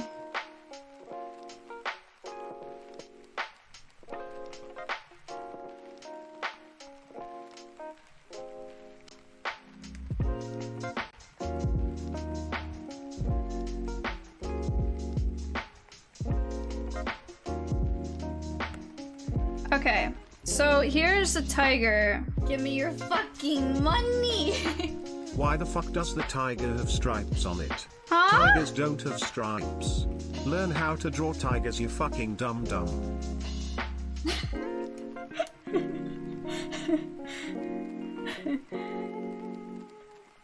Okay.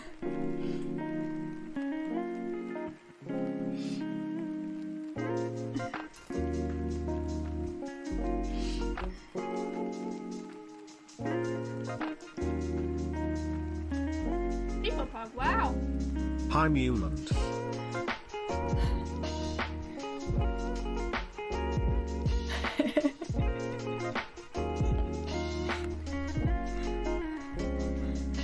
Snape, thank you for the 2 months. Oh yeah, it's raining. So she's really happy to be inside because it's cold outside, so she's all puffy.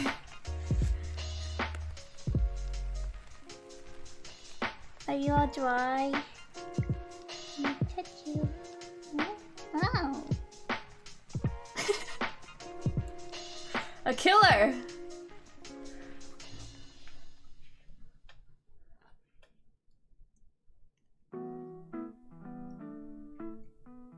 That's her own feather. Give me your fucking money!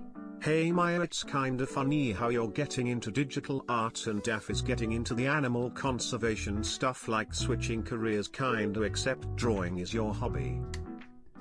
Actually, yeah, I talked to Daff about that recently, but I haven't talked to her about digital art, which is kind of weird. I should.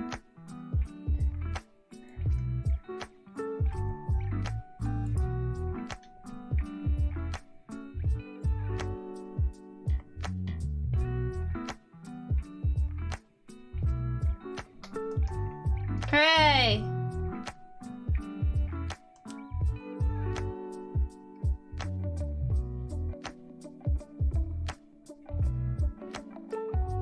I don't know how to make this more like, you know? Oh, not like that.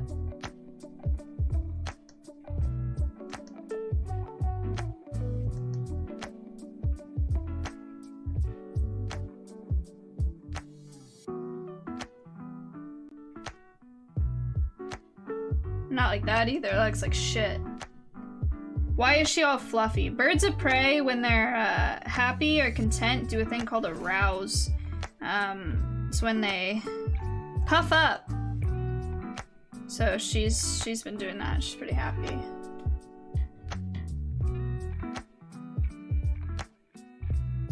You know what?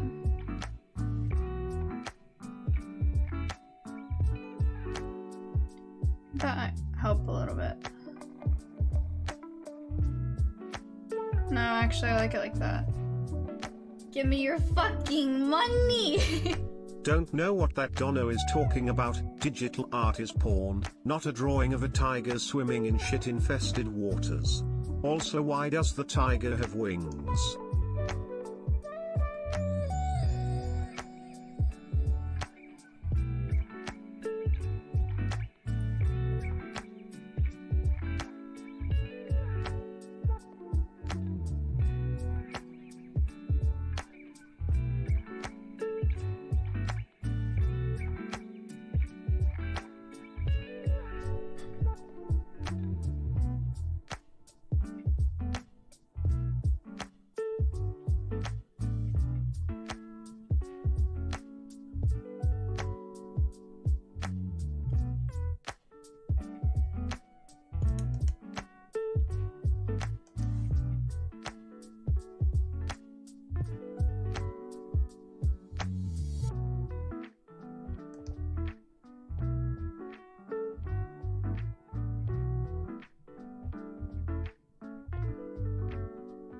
Saved.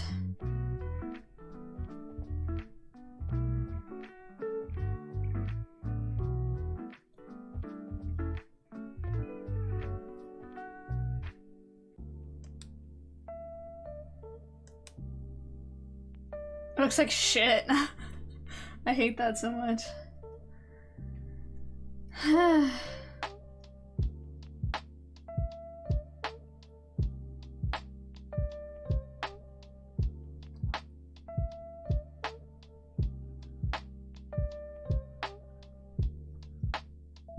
I like layers.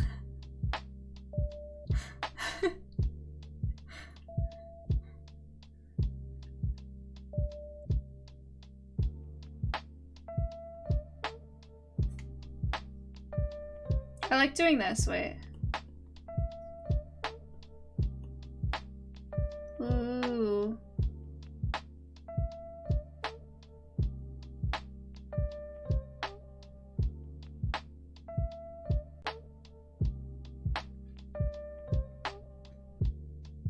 Only took you a week to figure them out? Yeah, you know what? For me, I don't think that that's too bad.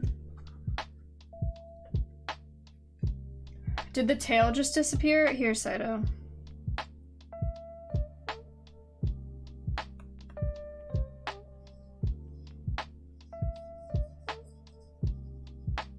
Give me your fucking money! Can you draw one of her mods getting mauled by the tiger? Please smile, it would make my day. Thank you for the sub. Or thank you for the $3. There's a tail.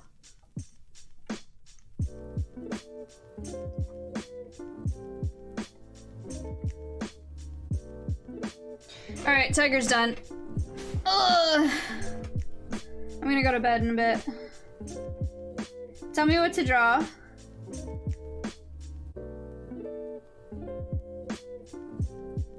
A squid. The first one I saw. So how the fuck do you draw a squid? Don't they have like... They look like that or something?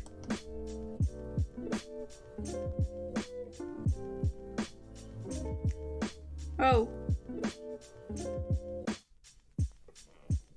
Stop! That is a squid!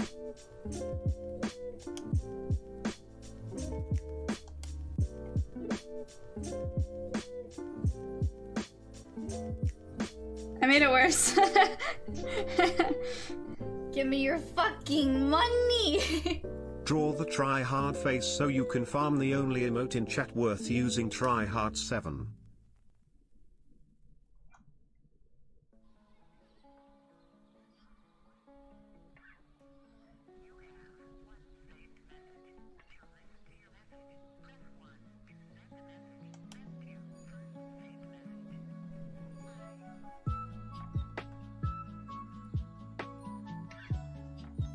I know my alerts are cut off, thanks. Now what?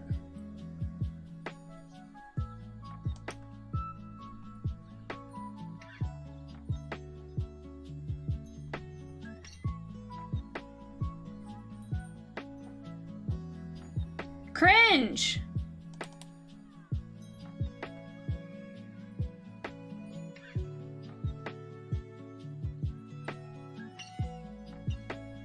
A vase.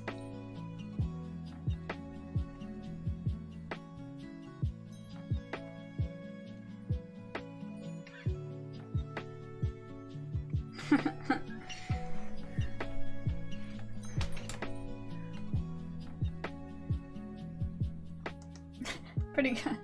Pretty alright. Draw a water bottle.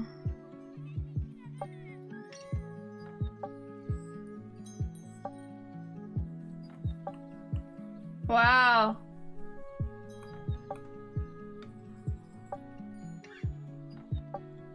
Huge.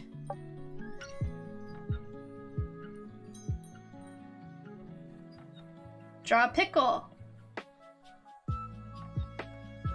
Give me your fucking money!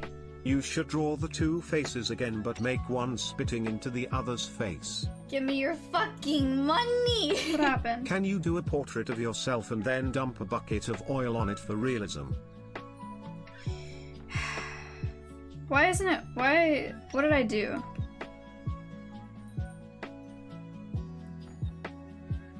Hello? Huh? Oh.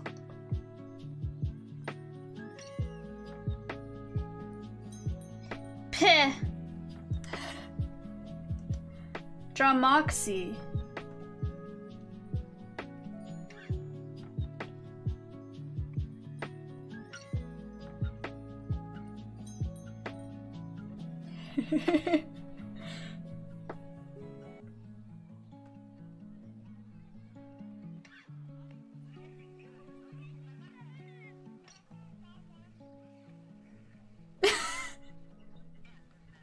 Big time.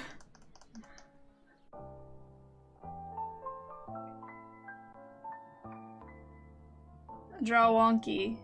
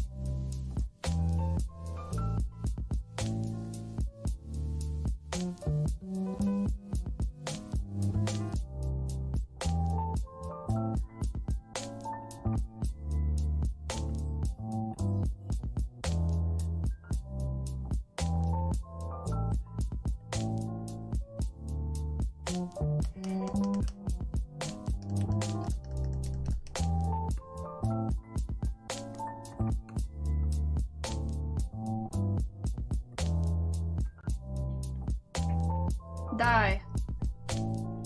Die up.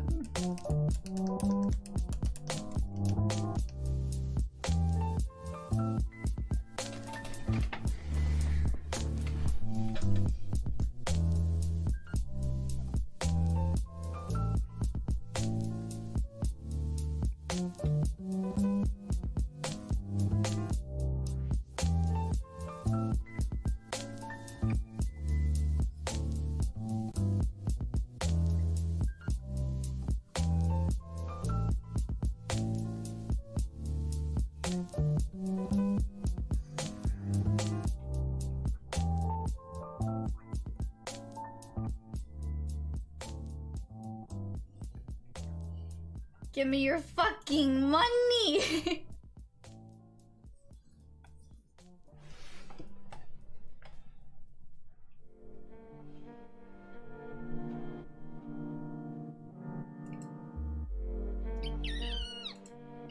I deleted my display capture.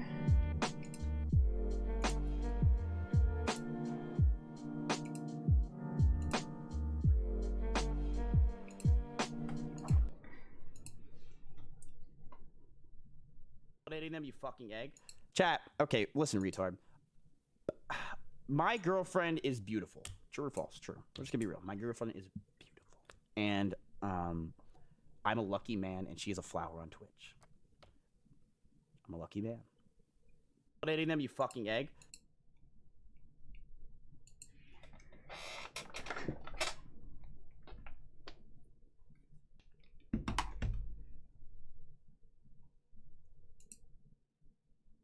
Someone said draw horseradish.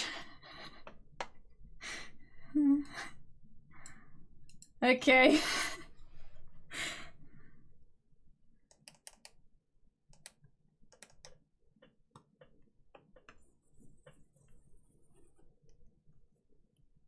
No! Oh, whoa, what the fuck just happened? A horseradish looks like...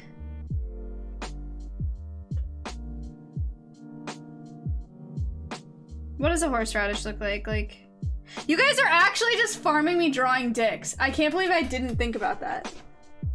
I actually can't believe I didn't think about that until I started doing that. Fuck you guys. I thought someone was just like being random and silly. Like, ugh, horseradish.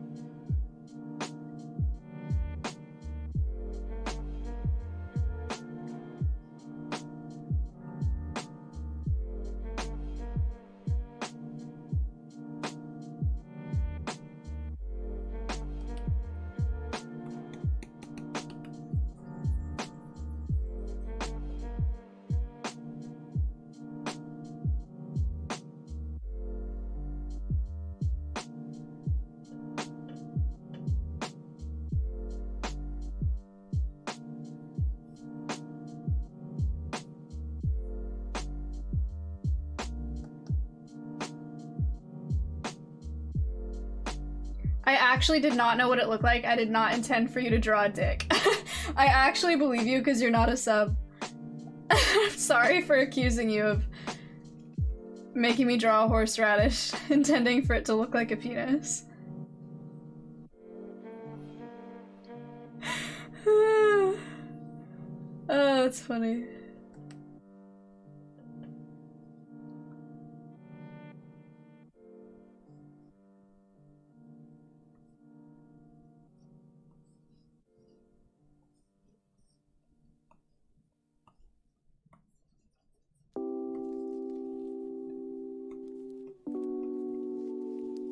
Jeez.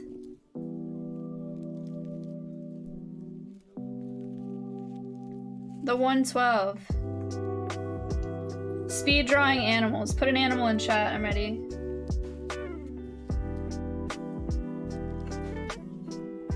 A giraffe.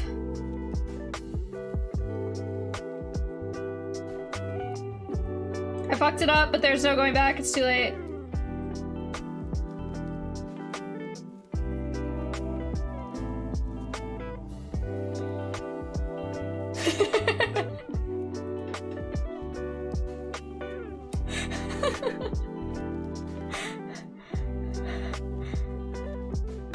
A bat.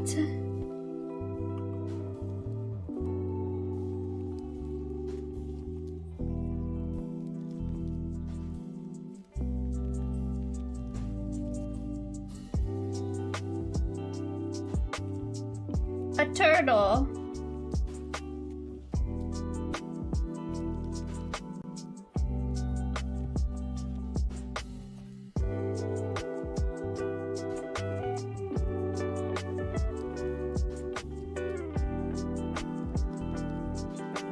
A fish. An owl.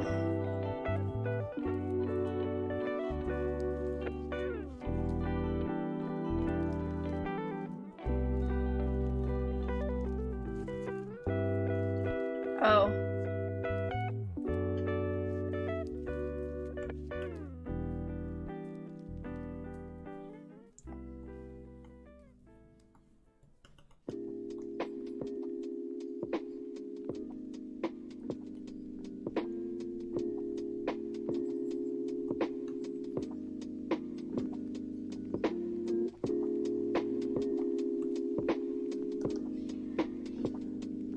A dinosaur.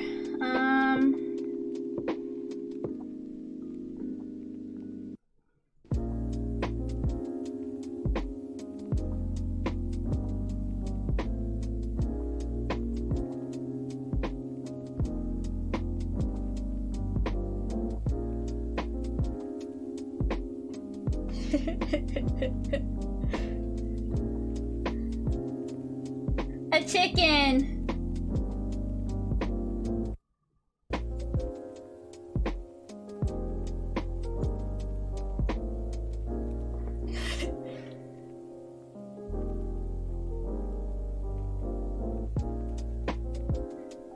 A shark.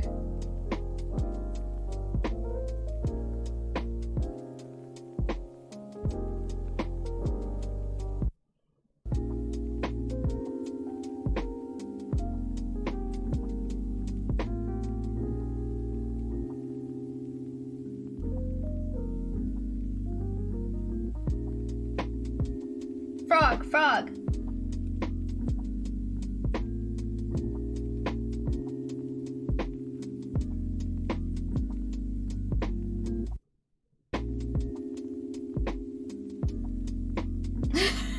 His legs are huge.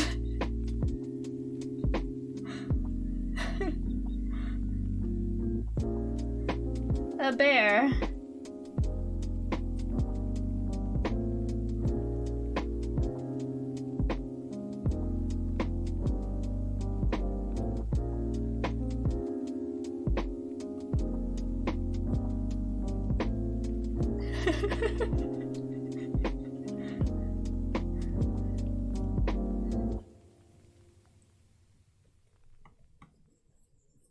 A moose.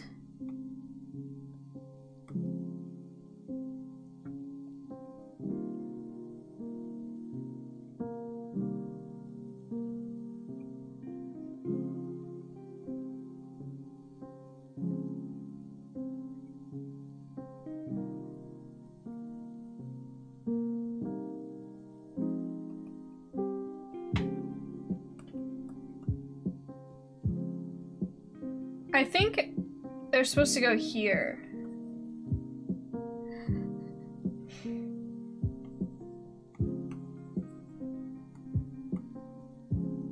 A penguin.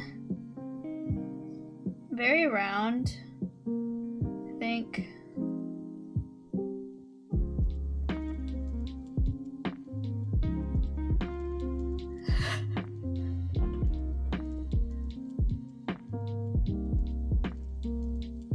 Drawn echidna? I have no idea.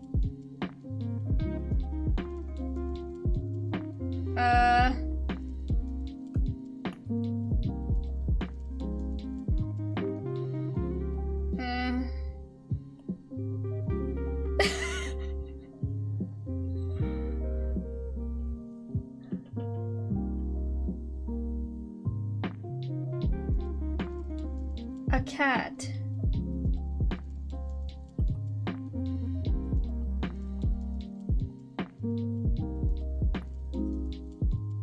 Oh, it's more like that.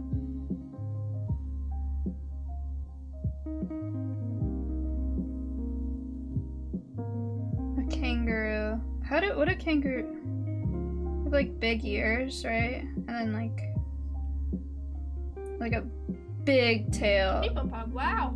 Like that. 4 months Maya Hyper's Maya Heal. Give me your fucking money. Gimme! Thank you for the 4 months and anonymous. Can't forget insects draw a butterfly.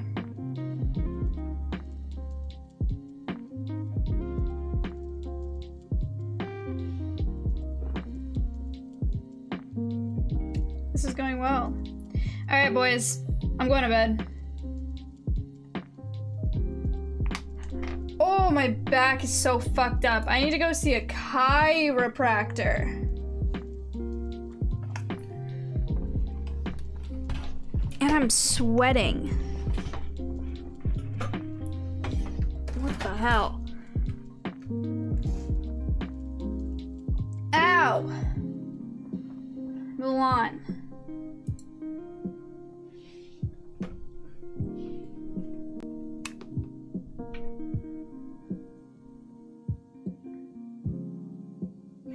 She's so puffy. Have you guys seen her this puffy for this long?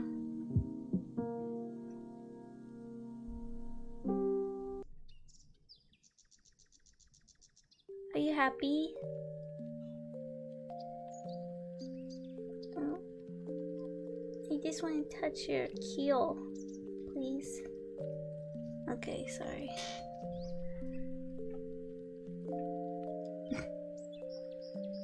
I'm gonna put these new dresses on her. Maybe not now, but within the next few days.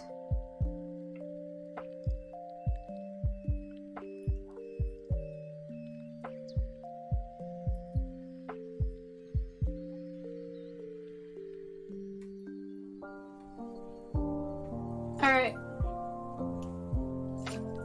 Shut up. Music is annoying.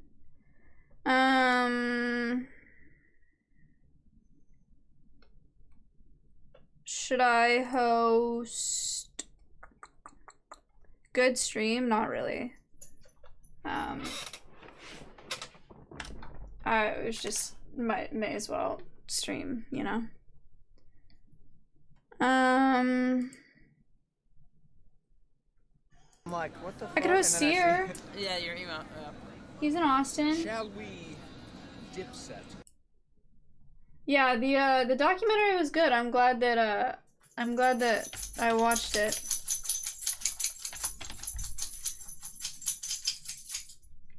Thanks for watching it with me, even though I know you guys have probably already watched it before. But that was fun. I like digital art. I'll get better at it. It's a slow process, but layers do help. Pretty crazy stuff. So we'll get there. It'll just take a while. Tomorrow. I'll see you tomorrow. Oh, lots of stuff happening tomorrow. Announcing merch tomorrow. Probably operating some American Eagle Foundation Eagle Cams tomorrow. Playing The Walking Dead tomorrow. Doing a bounty tomorrow. Reacting tomorrow. Huge. Huge. Yeah, big day. So tomorrow's gonna be a real, I guess it's gonna be a longer stream. And the shirt. So yeah, I didn't go to class today. I did a show with the zoo. We brought the animals to a class on campus, and so I ditched class to work to do that. And then my afternoon class I don't have this whole week, so I just didn't go to class today, but I'll do it on Thursday. Someone needs to remind me though, to do it on Thursday, so that would be great. I'll see you guys after therapy tomorrow. Peace. Thanks. Thank you for the subs. Thank you for the donations. Appreciate it. A good night.